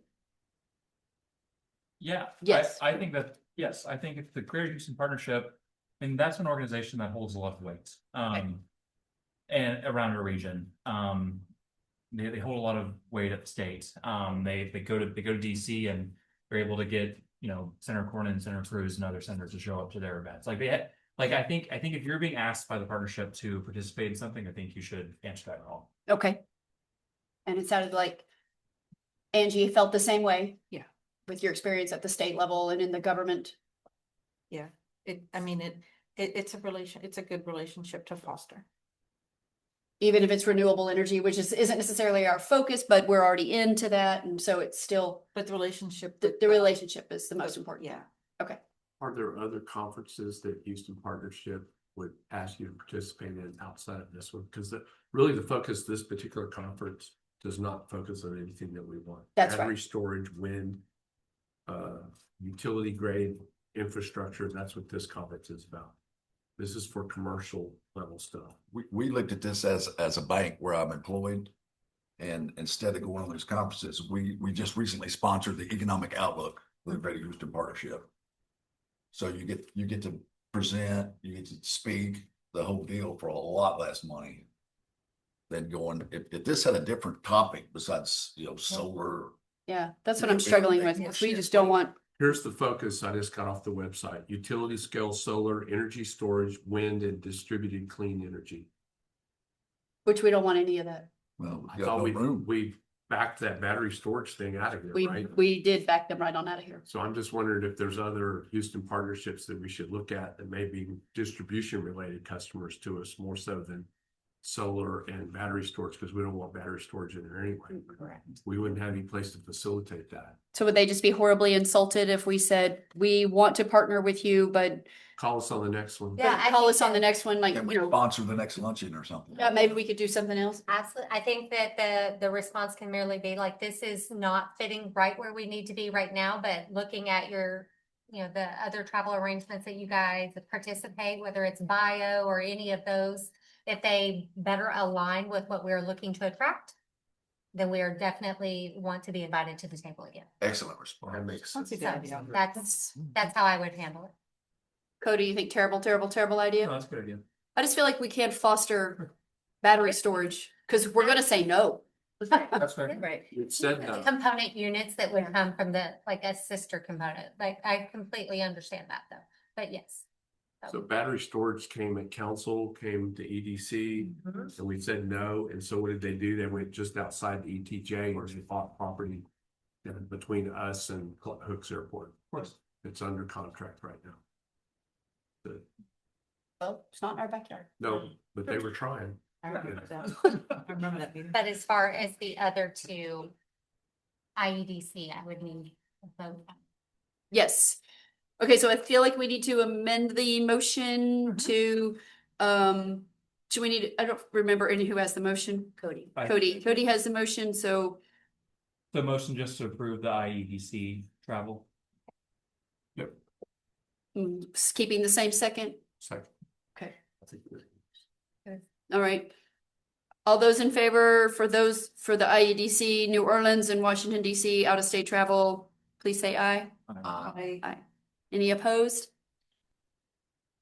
All right. Okay.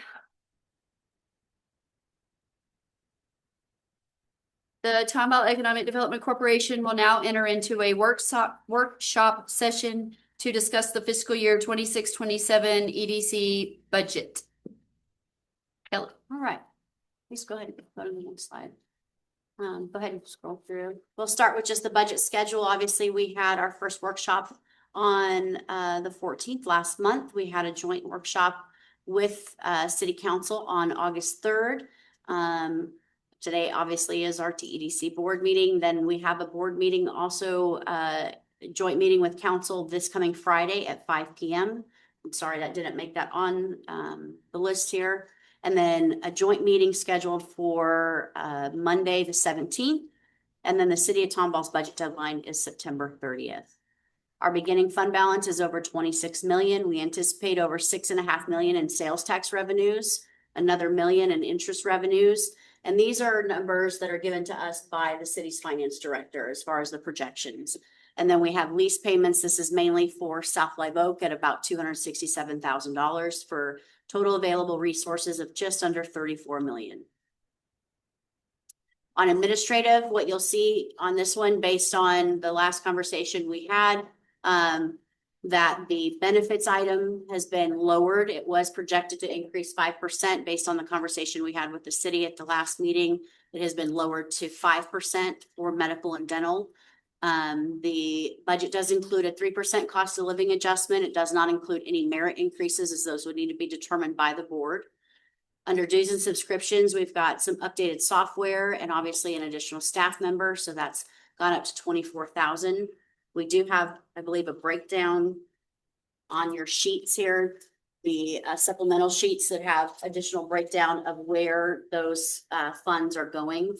So it breaks it down through SEDC, TEDC, IEDC events, APA, communication events, not events, I'm sorry, organizations, GTACC, North Houston Association, Leadership North Houston, and then all of the subscriptions that we have, including Dropbox, Canva, Adobe, Zoom, Vimeo, Houston Chronicle, YouTube, ChatGPT, our workflow platform called Wingman. That's been brought on since we brought on John, and then Community Development Council and other resources. So that just gives you a little bit more overview of what that 24,000, how that's made up. Insurance is 93,000. That includes our surety bonding fees, insurance premiums for general liability, errors and omissions, and property. Our City of Tomball contracted administrative services agreement. This is the agreement that we pay the city $55,345 each year. That's for HR services, finance services, our audit. All of those are included in this administrative services fee. Oh.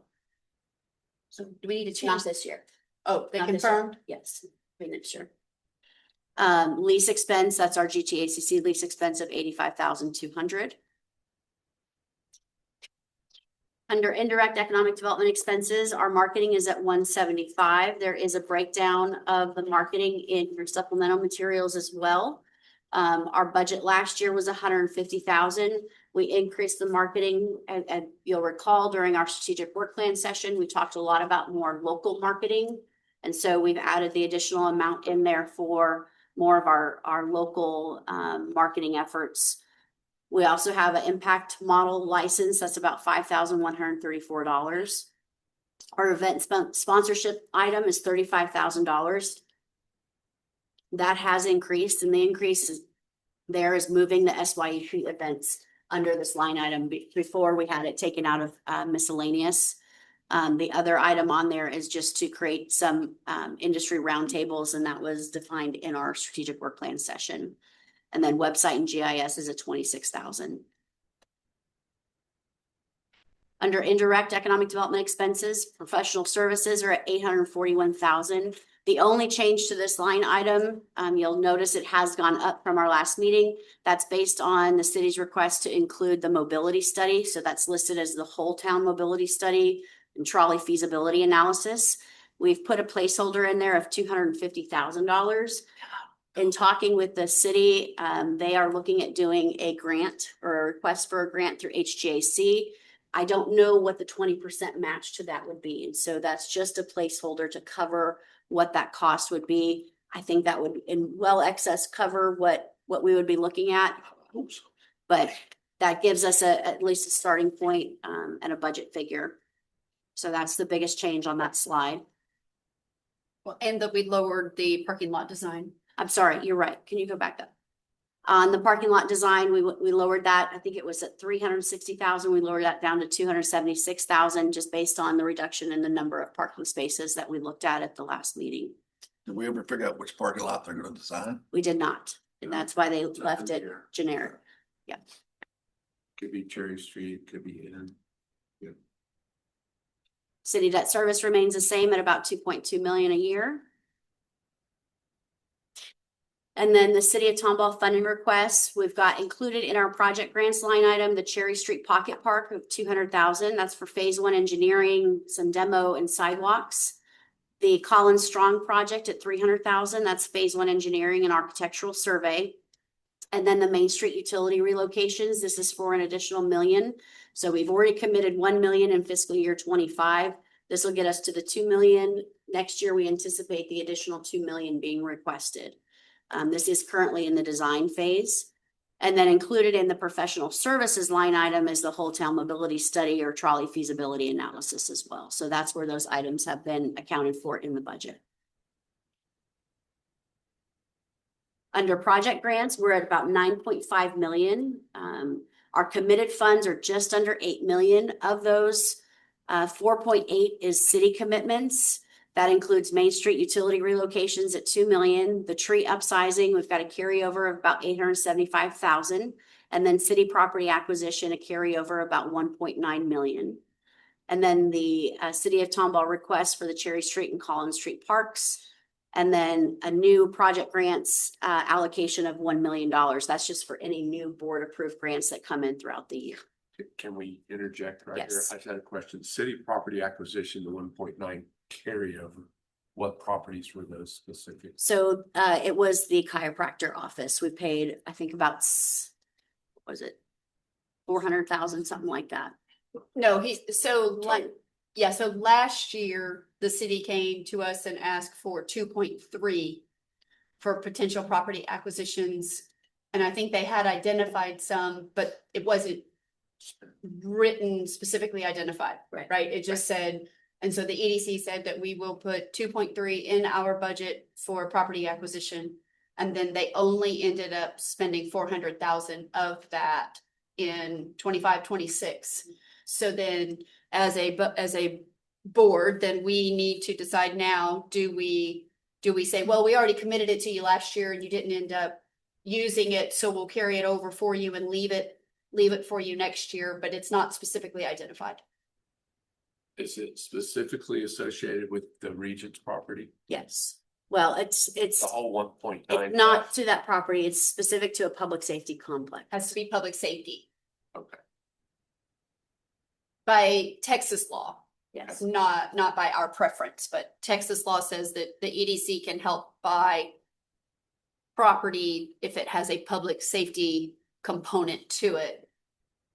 We can't legally fund just a city hall by itself. Right. So, but this was appropriated and we're going to carry it over to the next budget because we haven't used it. Correct. That's the proposal. The proposal is to go ahead and leave it in the budget and carry it over. Since we offered it last year, that we just keep it in there in case they need it this year. Since they didn't end up needing it last year. Is the Main Street utility relocation, is that 100% accounted for? There's no additional funds going to come? They're going to ask for additional 2 million. So they told us up front that they would be asking for 4 million. Yeah, and that's been a lot of discussion. So how that worked was they came to us 2 or 3 years ago and said, when this happens, we believe we're going to need 4. And we said, okay. And so we started scheduling it out. And of course, as we know, the timing of that has moved a little bit out of everybody's control. Right. And so I think 2 years ago, we allocated 1 that was in our budget. And then we didn't allocate any last year because we knew it was kind of getting delayed. And so we knew we really had 5 years to get to the 4 if we did 1 per year. So we did 1 2 years ago. We did nothing last year. We're kind of talking about doing really just 1 this year. So you see the 2, but the 1 was in our committed fund from a year ago. Now we're adding one more to that this year to get to the 2, with the idea that the thought is that we would do one next year and then one the following year. And then by the time the city needs it, we will have accumulated 4 million in our budget for the utility relocations. And of course, that timing is from David, not mandated by us. So, but do we do what Paul suggested at the workshop? Like what he did with Legacy Square, instead of put 10 million on there, he put 2. Do we keep this at 1.9 or do we knock it down to what we actually think we're gonna use? But And these then are, put it in the year after budget. they're committed funds, so they are approved. So you gotta carry. They, yeah, we've got to account for them and carry them over. Even though, well, it doesn't matter. And I guess the way the tree upsizing worked is they only had us pay for A portion of it. a portion of it, and then Yes. while they grow. There's So- nothing, and then 2030 is when they anticipate the remainder. So we're gonna see that 875 just sit there for Yes. like 3 years while they're growing. Yeah. That's why the cash flow projection shows a different number in there for Yeah, private grants, has it because out it's more further. realistic than what's actually committed. I know you were working with David to get projection of what was coming down the road. Did you get that, We did, the project? we did. So what's that shoe to drop with in addition to this completed fund? So he will be asking for additional funds. Do you have that with you? I do. Can you Yep. share that, please? Sorry. I might have wrote on it. Yep. Highlighted. Sorry. Thank you. And very small. Yeah. Sorry, it wasn't me. Yes, so the additional 2 million in year 28 for the Main Street utility relocations. So that closes out the 4. Okay. Another $500,000 for the Colin Strong project in 28. In addition to the 300 So we've two- already committed? Correct. Okay, so 300 this budget and 500 next budget. Correct. Okay. And then for parking, they have the Elm Street parking lot at 575,000. This is the north portion of Elm Street, not lot N. So way up there. By the ball fields. That the Yes, skinny, it's like one, Appropriated anything for that yet? we have not. That's a new one. That's a new one. and that's in design right now. And they have $1.4 million construction budget, 840,000 obligated from the city, 575,000 remaining requesting from the city or from the TEDC In 28. in 28. This Yes, is only 28. correct. Was there any projection on 29? He's got a list for just future projects of 250,000 from years 28 through 31. That's a little. 250K. Each year for 29, 30, And 31. and 31.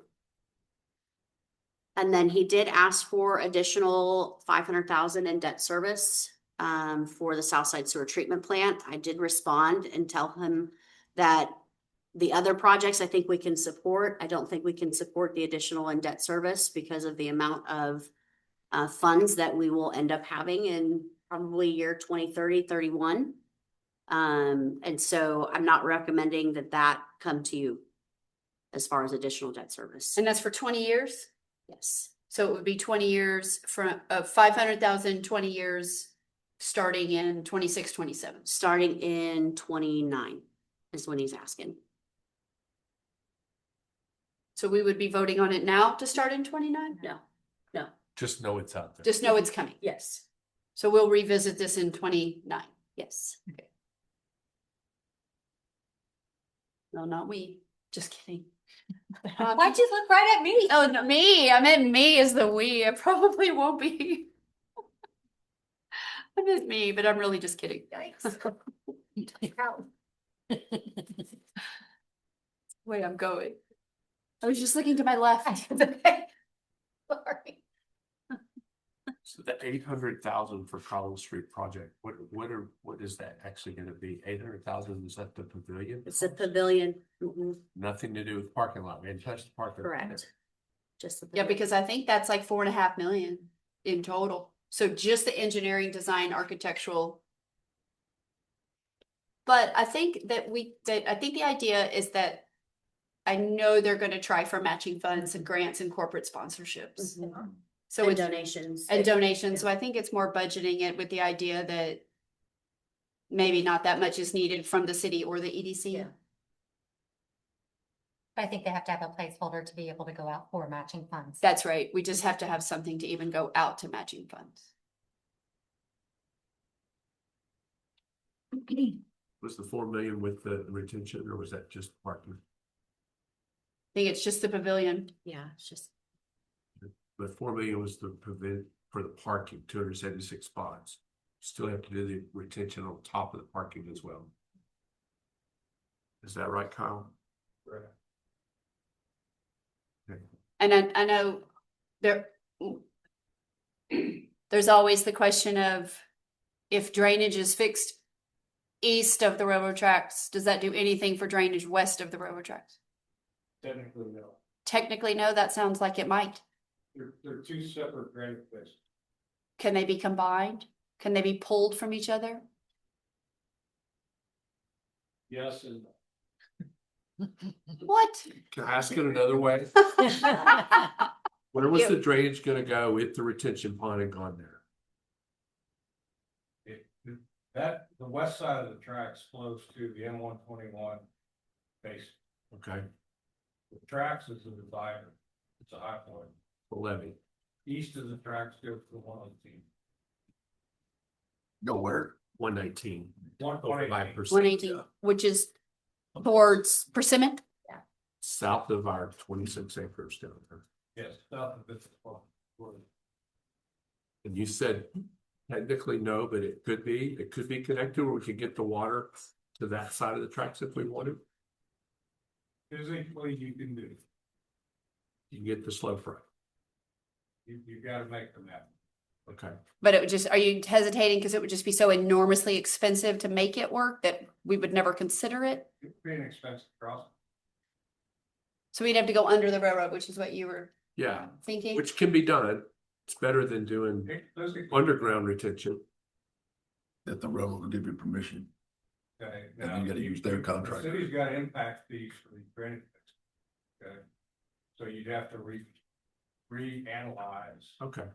I'm sorry we got off on it. I'm just trying to see what the total spend for that 276 spots is gonna be. Engineering math says yes, to give you, Okay. That's good. Well, that's good to know. but it's not. Okay. Good. Thank you. Yeah, you're gonna be in trouble. Sorry. Yeah, he's never gonna not come again. Yeah. Give him a different day to show up. We'll get something answered. okay, I'm gonna scroll to the next slide, please. We've got a placeholder for property acquisition for $500,000. As we discussed, we don't have any property that's in mind. It's just for any opportunities that may come up throughout the year. Can I stop you with that one? Yeah. So if something comes available that we want, that we just at least want to bid on, but that we know we want to go back to council and get ratified or confirmed, do we have to have something in the budget just to make a preliminary contract on it? We would, yes. So, and so we need to have something in the budget so that if the right thing comes along at the right time, that we can move, but that we would still go to council and say, okay, we want to do this. We've put a contract on it. We're in the option period. Is this what you want us to do? Do we agree with this? But that we could not even put the contract down if we don't have something in the budget. Correct. So that is why there needs to be something in the budget for something. Yeah. Okay.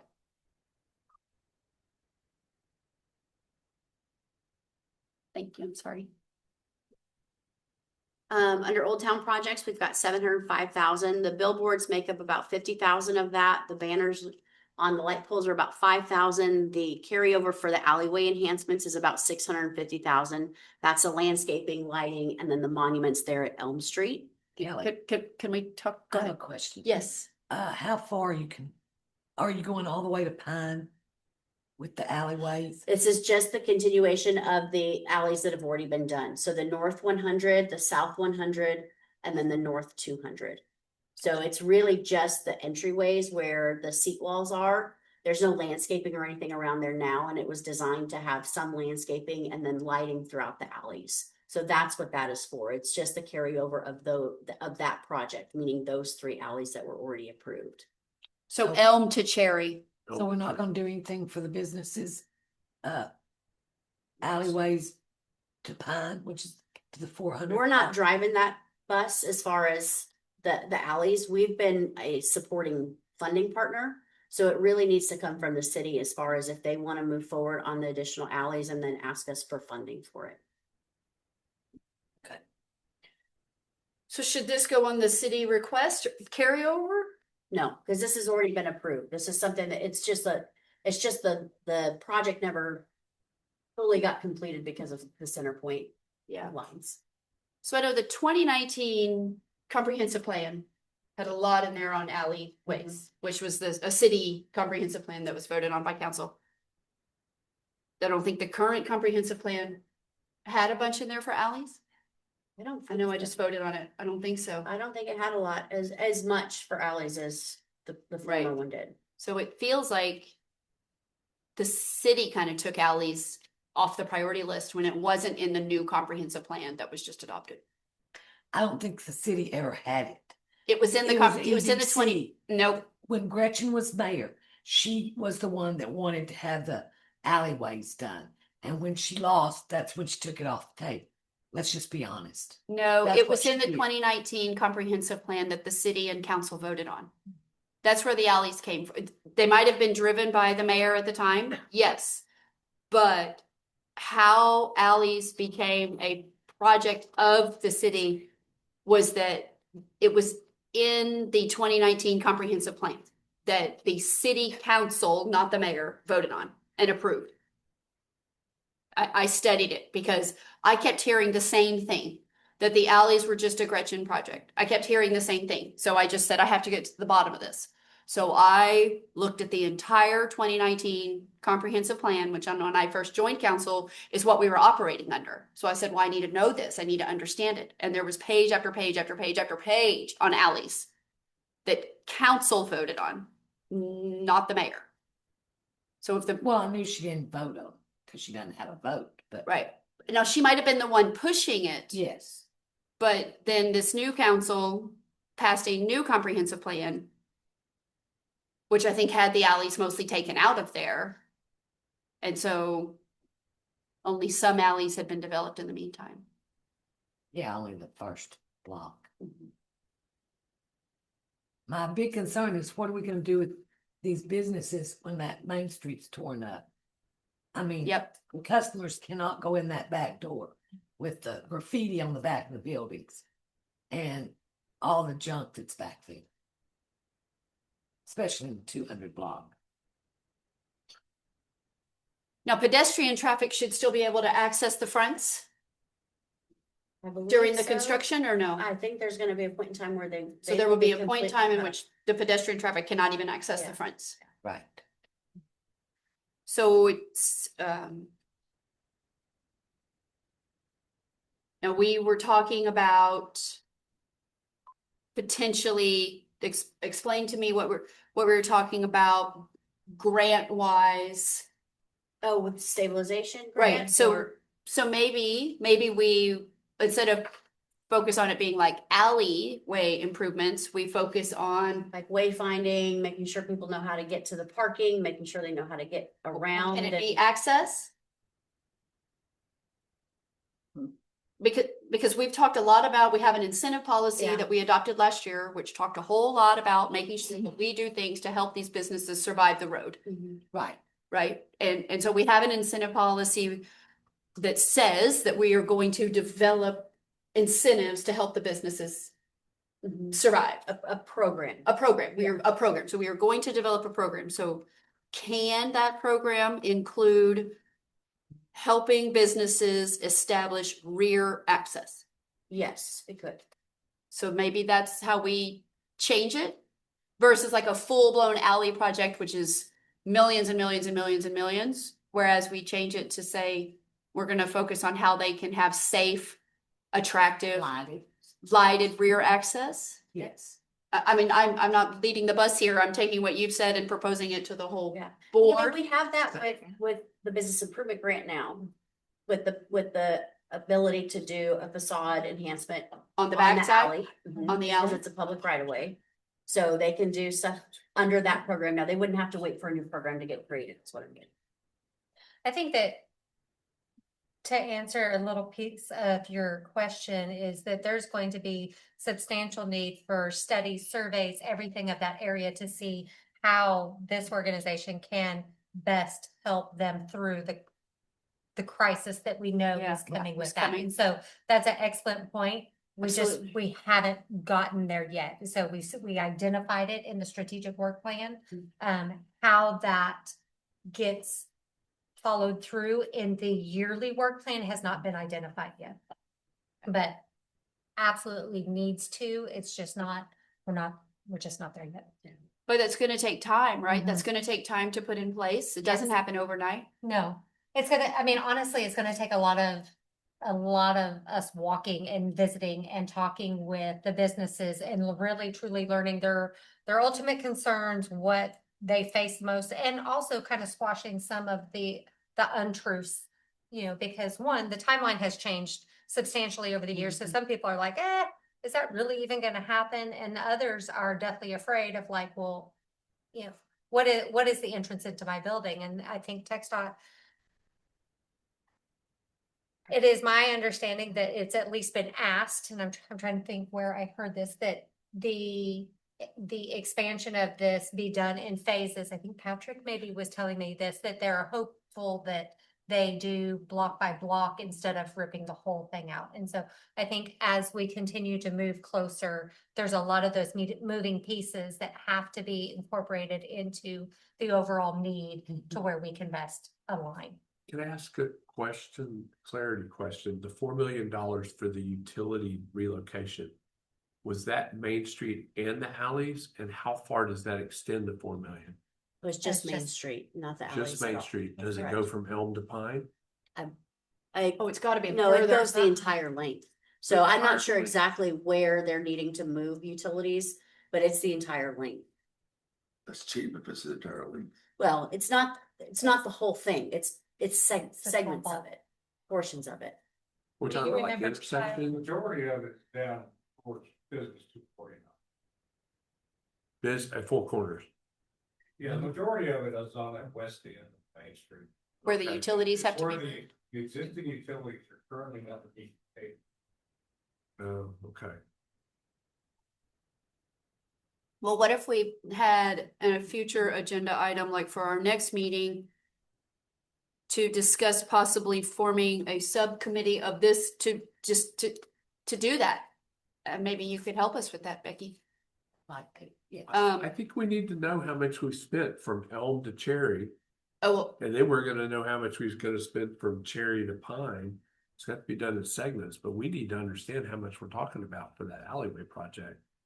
If you throw in this park and you throw in the bathrooms, you throw in all the other stuff, I mean, it's a lot, it's millions of dollars to do that alleyway project. Some of it you could get donated though. Okay, okay. I mean, like on the 200 block where Teams is, right. they have the containers in the back on the alleyway. Right, And there would need to be a board fence put up because those are so ugly. right.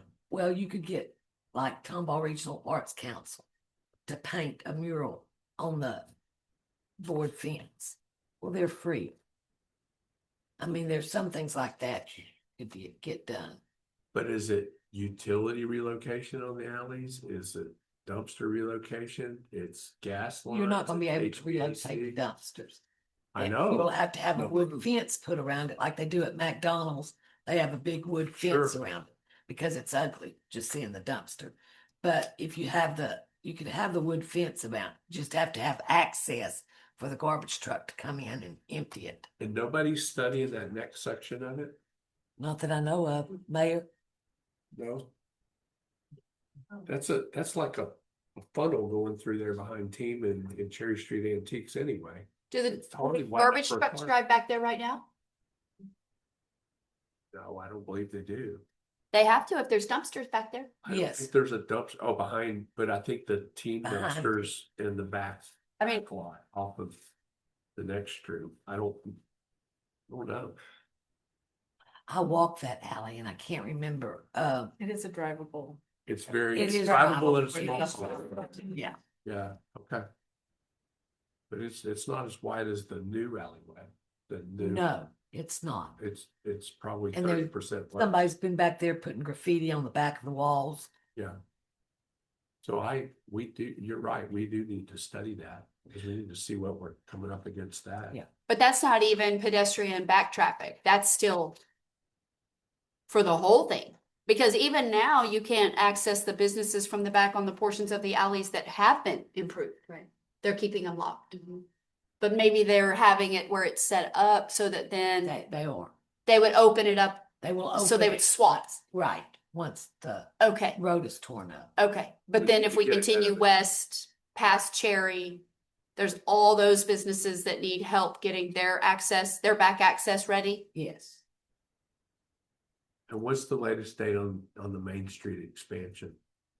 29. You think I know? The 2 years. Yeah. Switch forward. Construction team. And the Main Street relocation utilities, all of those things have to happen in order to then to come in and resurface and lay the handicap sidewalk, trees in the road form. First, the sewage treatment plan, that $30-40 million project. Yeah, 10 years in the making. We're almost hopefully getting to the end of that, but that still has a few years, and that's important to Right. the whole town. Yeah. As a bed for gas and water and food and electricity. Roads and commodes. Roads. Oh, but that was just so catchy. No, it was something roads and commodes. What was the full one? Yeah. But if we don't do it part of that expansion, Yes. I talked to Bill about it today, those businesses along Main Street, they're not renewing leases right now.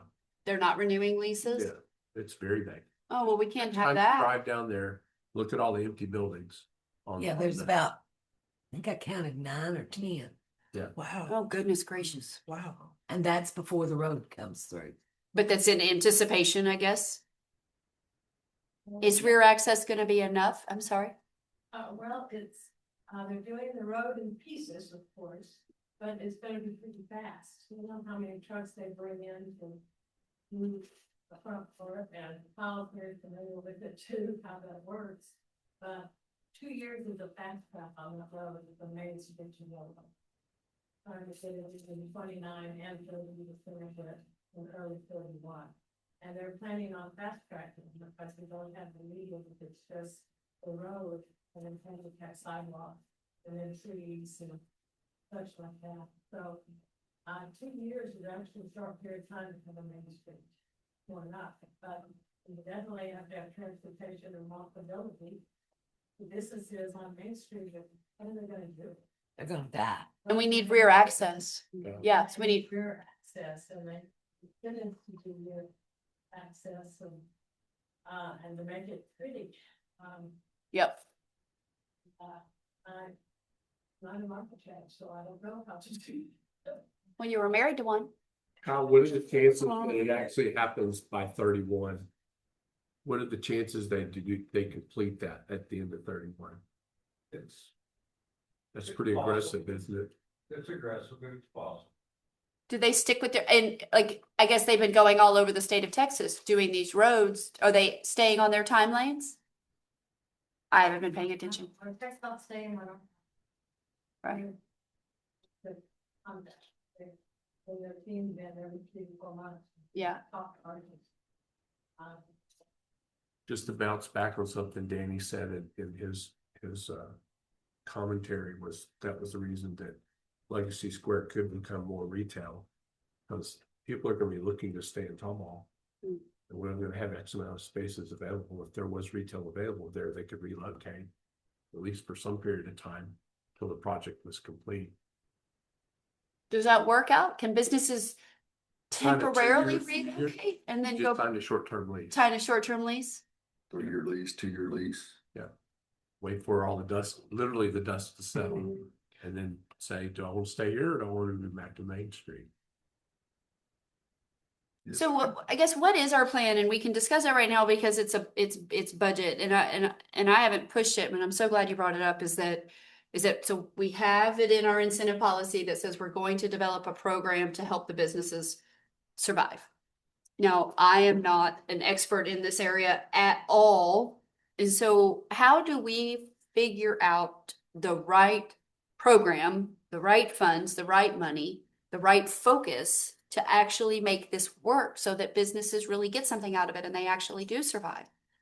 We start by asking the businesses. We ask the business. Yeah, I think we did a series of roundtables to find out what is it that would best help you? You know, is that something that's more holistic to all of downtown? Is that something that's more individualized to those businesses just on Main Street? I think starting there and really kind of getting their, you know, their feedback is really the first step. It feels like we need to get going. Yeah. I think another avenue is obviously we need to be able to get access from the rear and being able to bring people in through those alleys. But I think another component is getting them educated, and if they're not already selling online, being able to bring some level of training to them of how to increase their online presence and share Oh. that. And so I think that that's always stuck in the back of my mind of like, you can help them get people there, but hard in our dust sometimes doesn't work. And so to me, it's going to have to be a mixture of several things. And again, like Kelly talked about, that is like this whole process is true business retention and expansion of getting in there and identifying the crisis, seeing what can be done, how we can best mitigate through that problem, and what is their greatest needs. And so that it's no different than what we do in other avenues for a company that says, hey, I'm fixing to have to lay off 50 people. This is just it. This is in a different scenario. I imagine they are highly reluctant to spend 5, 8, 10 grand to do what they need to do, knowing that their business is fixing to get upended. So if we walk in and say, here's a grant, they're going to say, heck, where do I sign? Let's get it done. Because if I was a business owner, I'll, tight on money and knowing that something's coming down the pipe that way, I wouldn't be spending my excess funds. But you have to be smart in making sure that the TEDC doesn't lose their tail feathers. You know, that it's a good investment of our dollars, right? And so that's why, like, the TEDC didn't swoop in during COVID and say, hey, we're going to have some form of grant funding to help you survive this time frame. And so it's still got a math out. Because if not, you're going to have empty spaces on both sides that would have to be pre-leased after the road's in. It's going to be a ghost town until the road's in and then refill them back up. My suggestion is we talk to, it's Hudson Development, majority those businesses. I think we need to talk to them first. Plan, see what they're doing with their tenants, and then we decide what we're going to do. Maybe he's going to reduce rent for the people that stay or do. I don't know. I can ask. We need to find that out because we don't need to double incentivize them if they're going to do a reduction. It needs to be a partnership. Exactly. If you could reduce your rent a little bit, then we can help here, and we're all in this together, and we all as a city need to band together and figure out how to make help the businesses survive. If not, we're going to catch a lot of flack from the community when you're fixing up all of their properties when they can afford to do it. Why are y'all doing it? Why aren't they doing it? So if it's a joint deal, I think it's a good idea. So we need to start having roundtables and figuring. So Becky, you didn't say this specifically, but it just occurred to me. Is there any chance that what's left on this 650 does not have to continue to be spent on those 2 or 3 alleys? Can we just stop spending where we're at and just say, okay, it's not completely done, but it's done enough. We're now going to take that and go west and do partial? I don't think you can really do partial. I mean, I think what was the cost for the alleys? Was it 1.2 per alley? You're probably looking somewhere between, I'd say on the low end, $500,000. Okay, well, we have that. You're probably more in the ballpark of 750. Wasn't that just the civil though? That's just the paving, the civil. Yeah, that doesn't include all of the amenities. So the city had $600,000, I think, that they paid for the civil. Then we had $600,000 that we paid for. Can it not just be pared back? Like, why does it have to be this huge project? Like, well, why couldn't we just take a step back? Let's say, let's forget great big words like civil and design and everything else, and let's just say, what would 650,000 do to the next 2 blocks west or the next block west? What if we just asked that question? To Pine, it needs to go. To Pine, right? Which would, right? What if we just said we're not going to spend any more? Like, what would happen? What would happen if we didn't spend any more from Elm to Cherry? And we said, this is already in our budget. We're going to take 650 for starters and ask the question, what is that going to get us? What can we do to assist these businesses if we went from Cherry to Pine? Maybe the incentive comes out of that number. That's what I'm asking. Yeah, that's what I'm saying. Like, can the incentive to get rear access, accessibility? No, it's not going to look like the alleys do. But we kind of abandoned that idea. We abandoned because it's not really a focus anymore. Can I ask, are you taking pocket park money? No, I'm taking So- alley enhancement That's already 650. approved. So see up there where it says alley enhancement 650, No. which I think the idea what was stated, and I could be totally wrong, is that was still continuing to finish the alley enhancement that was already started, which is only from Elm to Cherry. And so I'm saying, which I guess is not technically finished, but I'm saying, what if we just call it quits and we say what's there is there and we're done with that? It would, that's a good idea in that Cherry is beautiful and the pictures and the landscaping and originally on the plans and all of that. But it doesn't have to be that fancy yet.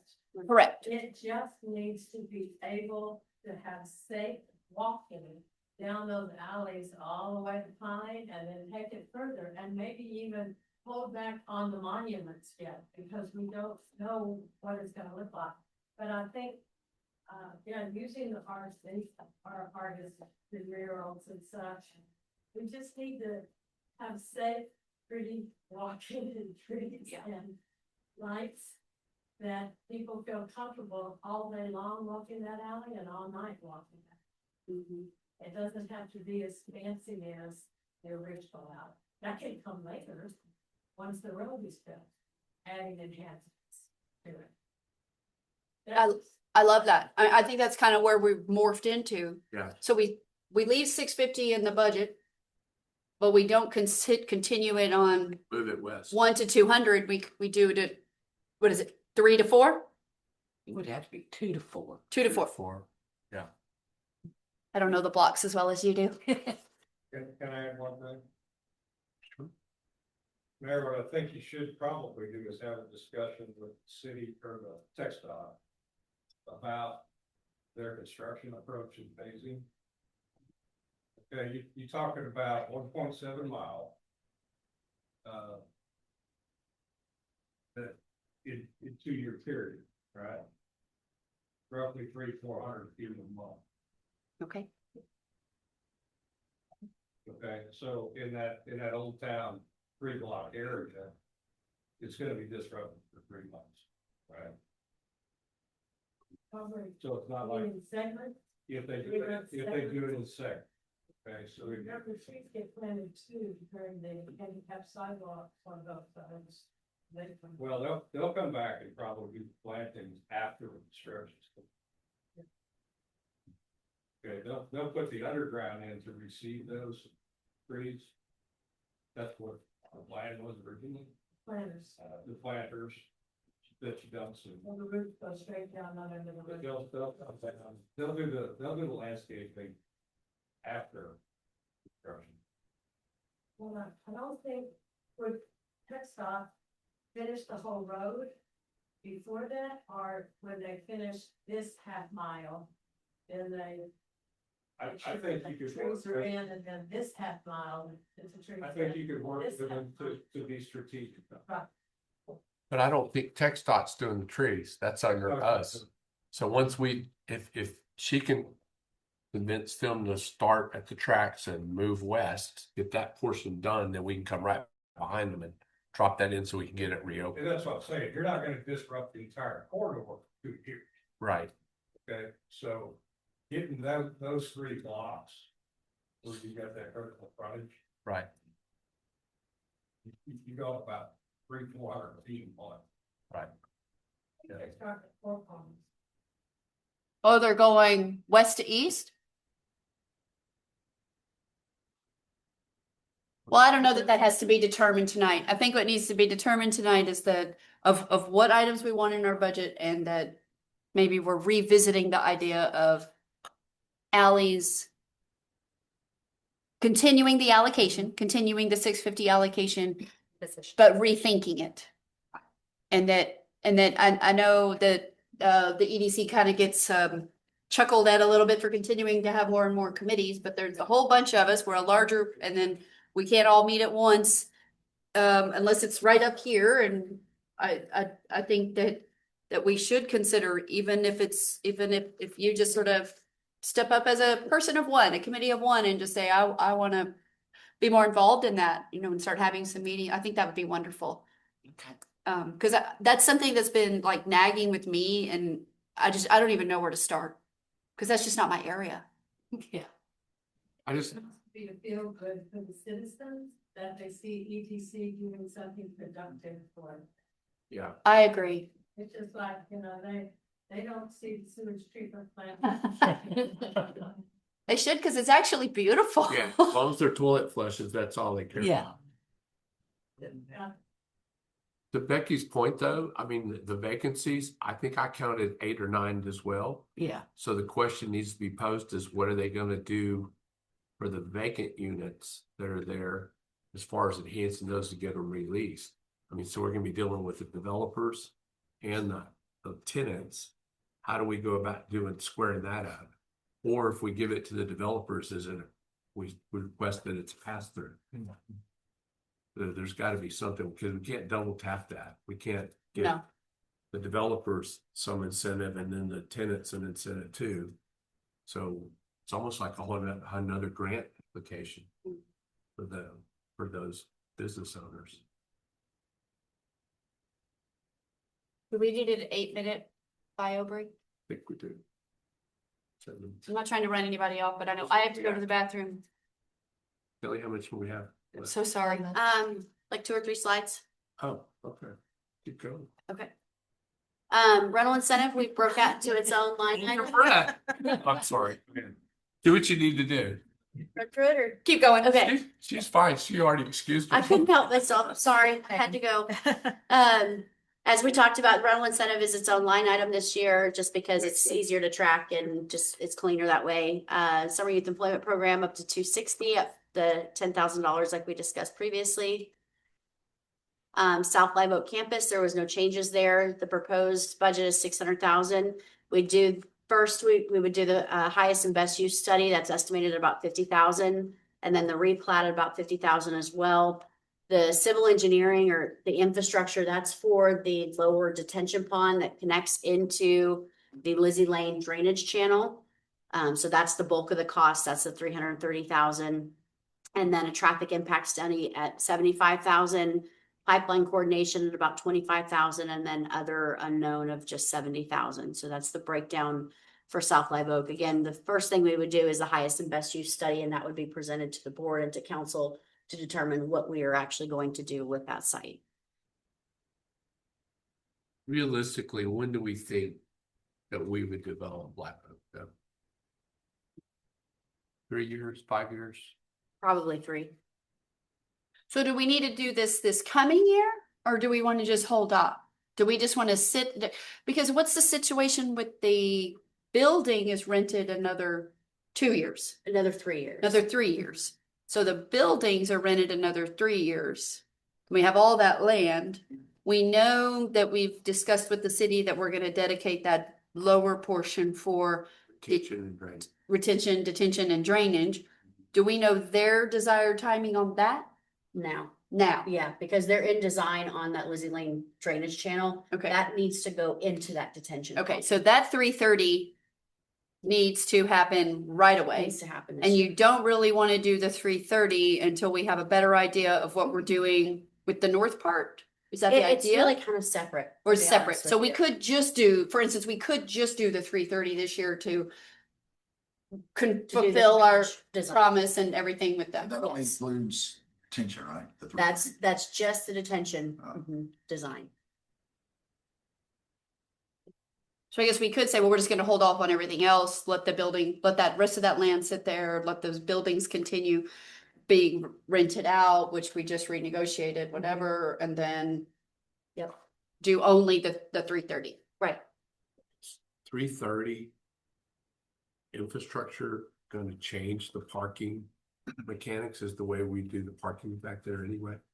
Is it gonna, It shouldn't, no. it shouldn't, it's far enough south? Yeah, it's so far south, it's not. There's no parking really planned around that. I would tend to agree with Lisa. We just push everything else down the road until the civil part's done. Yeah. Now, where do we budget for a walking path around that detention pond? That'd be part of the design. Okay. We just make sure that that's part of the design. You would need that coupled with the pipeline. So pipeline coordination needs to stay in also. If we were gonna push everything about development of Site Live Oak out, we would need to leave the 330 and the 25. Is what I hear. And then other unknown, just because we don't know if it's gonna need a new air conditioning, or there was something that you had said that you were worried about. It's just other stuff that is unforeseen. Normal routine. Repairs. Yeah, And so the way the lease is written, we do the repairs, if it's a capital project, like the roof.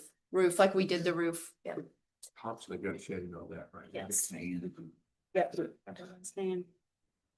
We do the fan. Yep. We do. So we could lower this, right? 270,000. Lower it 270 What I. or no, not two, we'd lower it 270. 240.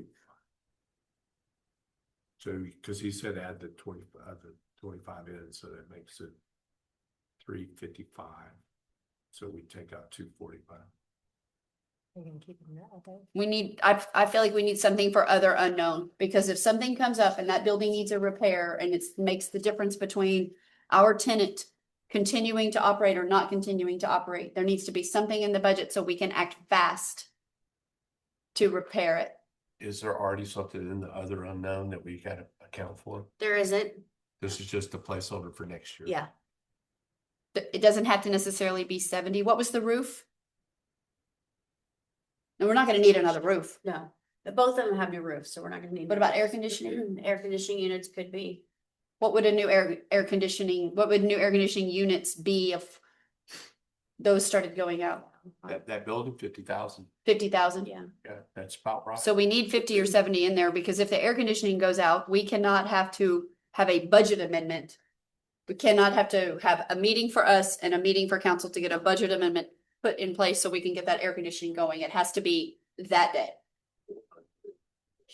So we've got to leave something in there So we're for a repair. only reduce it 175.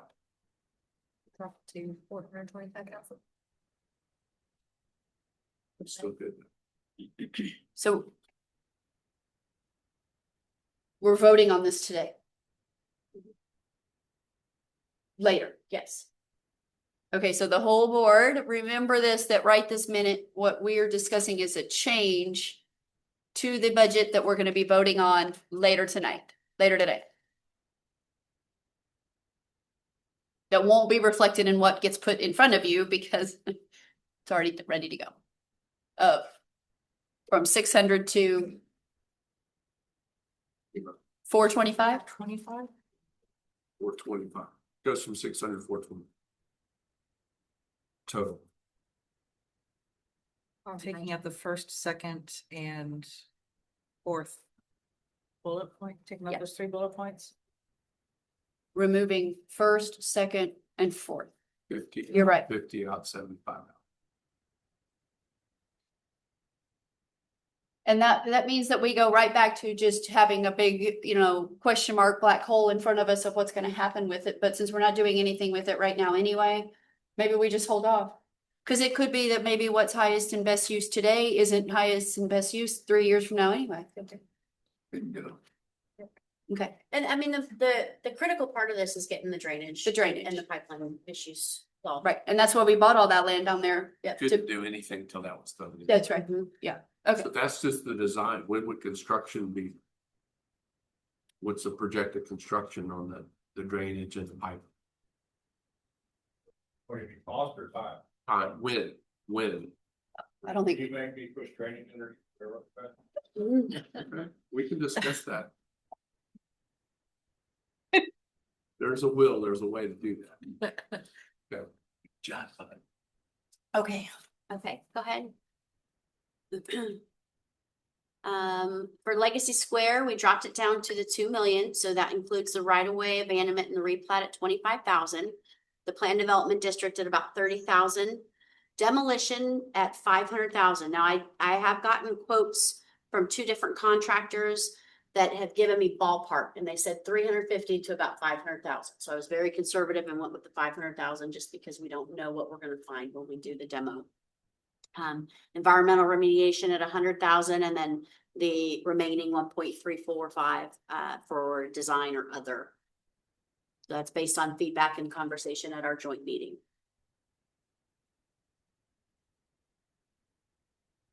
We're back that slide up for just a minute. Yep. I just wanted to talk about what Danny said about the possible sale. If we were gonna sell that property, I'm not saying we are, but if we did, do we want to spend the $500,000 on demoing right now? Does it change the outlook as far as being able to sell that property? we need Tom.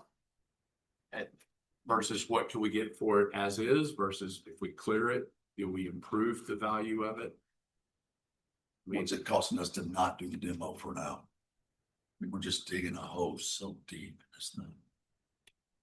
We've spent 70-something thousand this year already on Yeah. repairs. Just maintenance. And It's not is, utilities, that's just repairs. so we spent 70-something thousand this year on repairs and maintenance, roof. But that's not on the part that's being demoed, or it is on the part that was demoed? No, Is gonna be demoed? not on the. So it's not even on the part that was, We spent 70,000 on Fellowship Hall, Fellowship. the north side of Oxford. Mhm. Fellowship Hall, the gymnasium, that back, the 44,000 square foot building, right? Yeah. For repairs and. It was leaking like a sieve back there. Multiple places. right, oh, I know. I think the demolition helps the value. I do too. I just wondered Because if you've got 2 buildings there that really are not in good shape Agreed. and don't need to be kept. anybody that buys it's gonna do the same thing. Yeah. It may help on the company. I say we leave it in, but we'll talk to Tom and see what he says. Yeah. Okay. That would be my recommendation. Any other thoughts on this one? Okay, so let's go back. Can you go up, keep going. Okay, property acquisition. We talked about that we just need something in there so we can make a bid, Mhm. and then we would still go to council. Mhm. Okay, let's keep going. That one we hashed out. That one we hashed out. Mayor, that's where that is, right there. You see Cherry Street Pocket Park still in there. That was already in. Did I hear you say you wanted us to remove that? No, she just wanted to make sure it wasn't there. That was a joke, not a funny one. I was kidding. I laughed. I got it. Thank you. Nope. No, I feel very strongly about that Cherry Street Pocket Park. I worked so hard to get those bathrooms painted. Now we've got to make the surrounding area beautiful. Yes, I love the idea of the AstroTurf. Mhm. Because you're never going to grow grass under those Yeah. trees, and we love those trees. Yeah. Yeah, that's going to be beautiful. You don't want to dig there anyway. That was actually where the first well was. Was it? Yes, that was the first well. Yeah, it's first City Hall there too. Remember the DPS office? There's all kinds of pipes And there's covered. a plaque for that. Acknowledge that first City Hall. At that. That's going to be awesome. It was the building and then DPS took it over, right? Was that the building DPS took over? Yes. That's the building that was demolished, I screamed loud, but I was not.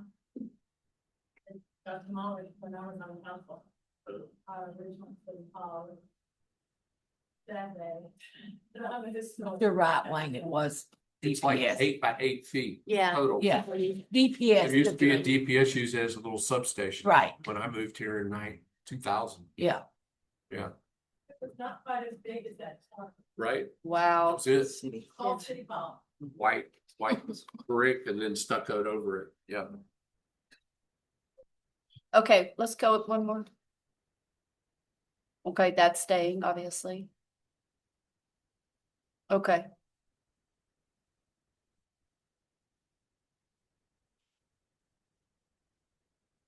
Okay, I had back when we expanded the for the trolley and the whole regional mobility for the whole. okay, so go downtown, down one more. Right there. The 250 per city request, I agree that it should be in there. But is that enough money to do the study if we expand the scope of the mobility? So we wouldn't be, under this scenario, we wouldn't be paying for the whole study. Usually HGAC, it's a 80-20, you do a Okay. 20% match. Okay, And so that's, I think the 250 will well cover okay. the 20%. So that's not gonna grow on us. No, They're gonna grow algae or. would you agree? 5,000. I would agree, and I think we need to have some conversation, focus that, so. Yeah, Okay, I was just afraid it was gonna come back and we say, oh, we'll expand it to here, it's gonna be 400,000. I'm hoping we can go this. Okay, Well, it's gotta be the whole town. That's what we agreed to. yep. No, you need the whole town. Just. But you're not talking, in my mind, you're not thinking of mobility in the traditional sense. It's more bus planning, bus route. Yeah, It's, HJC, they opened their grant program, and so we're starting the process with them, they come, and we got it open now, come on. So we're gonna be meeting and the next GAC, and what we're asking for is for them to pay for the two passenger problems, because we don't have that wide back roads. right. And so, and we don't want metro, and so it's not, even the buses at the Woodlands that they offered us, they're in such bad shape that it's gonna cost more than just buying air conditioned big window, 32 passenger vans and make it look cooler like railroad cars. But then the other part of the grant is where's a good place to put it? And how to put the stops. Where's a good place in town to stop? Stop to pick up people and let people off. So that is also part of a parking mobility study. Do we need good parking lot there for the stop? Do we need to be over by the shopping centers? And if Kroger wants one, how much are they gonna pay to have it stop there? And if HEB wants one, how much are they gonna pay to have it stop there? So it's, where's a good place for it to stop? And of course, downtown, what's going on at the Baptist church, all that needs to come into consideration. And so that's really the stage that we're trying to get them to pay for, which they said they will, they have to go fill out the application and come up with a plan. Aaron, I think we're on the same page. Okay. I just caution that in traffic guide world, mobility study means lots of them. And I think it could expand beyond your intent. That could be, is, we need two of them in a hurry. By 29 and 30, and where are they gonna stop? Because that's just gonna be further stress on our businesses, big and little. So that's not a lot of time when you're looking at huge mobility studies. It's kind of like taking care of the things that have to be done right now. Like alleyways, it would be really gorgeous, but in the meantime, we're gonna be able to walk. So that's 29 seemed like a long time, and now it doesn't. Yeah. In the 26. But it could be more. That was just the main focus for it.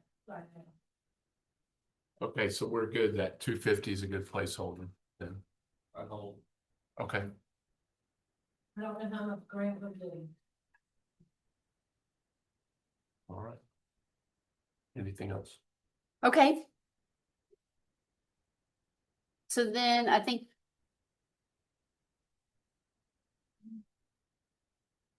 that's not the last time we have to discuss the budget, because it could be, So this is just workshop. Just then you'll workshop. Go into executive session, then you'll come out and you'll hold the actual budget meeting and public hearing. And so if you have other changes to the budget or discussion items, that would be the time to. okay, all right. Okay, so then we're gonna go into executive session. I've lost my script. A long time I lost it. Okay.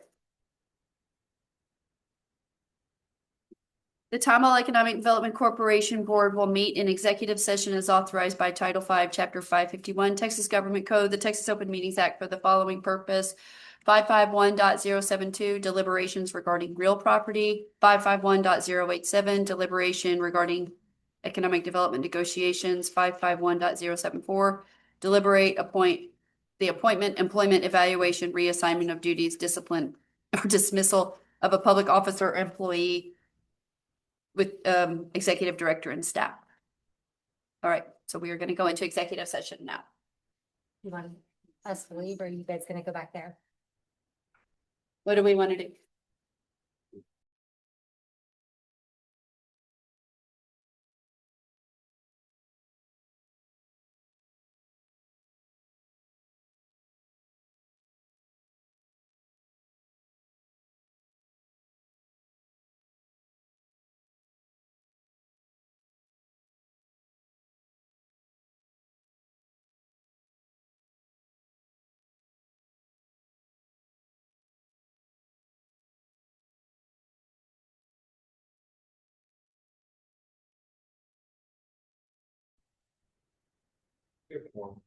Okay, we are now going to reconvene into regular session and take action if necessary on the items discussed in executive session. Number 11, consideration and possible action by Tomball EDC to approve the Tomball Economic Development Corporation fiscal year 26-27 budget. Kelly. As presented, this item is presented for your approval with the change that was mentioned earlier in the workshop to reduce the South Live Oak option to $425,000 and any changes made in executive session. Okay, so we're going to have a public hearing. The public hearing regarding this item is opening at 10:17 p.m. The board will now hear from anyone who would like to speak for or against this proposed budget. If you would like to speak, please come to the podium and state your name and address, and you may speak for 3 minutes.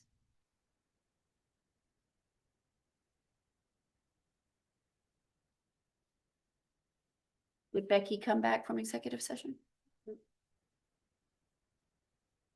Should leave? She'd walk through the door, other door, Out front? out front, the side door. She may have thought it was over. Okay. All right, the time is now 10:18, and so we're going to close the public hearing. Do we have a motion to approve the Tomball Economic Development Corporation fiscal year 26-27 budget? Motion. Second. All right, so comments or questions on this budget? All right, none. And then I'll call for the vote. All those in favor, please say aye. Aye. Any opposed? Motion carries unanimously, or? Yes. Yep. Okay, unanimous. Okay. Is there a motion to adjourn? Yes. I'll second that. All right, those in favor, please say aye. Aye. Aye. We're adjourned at 10:19 p.m. So based on what happens Friday, does that mean we may have to go back and revisit this? We all.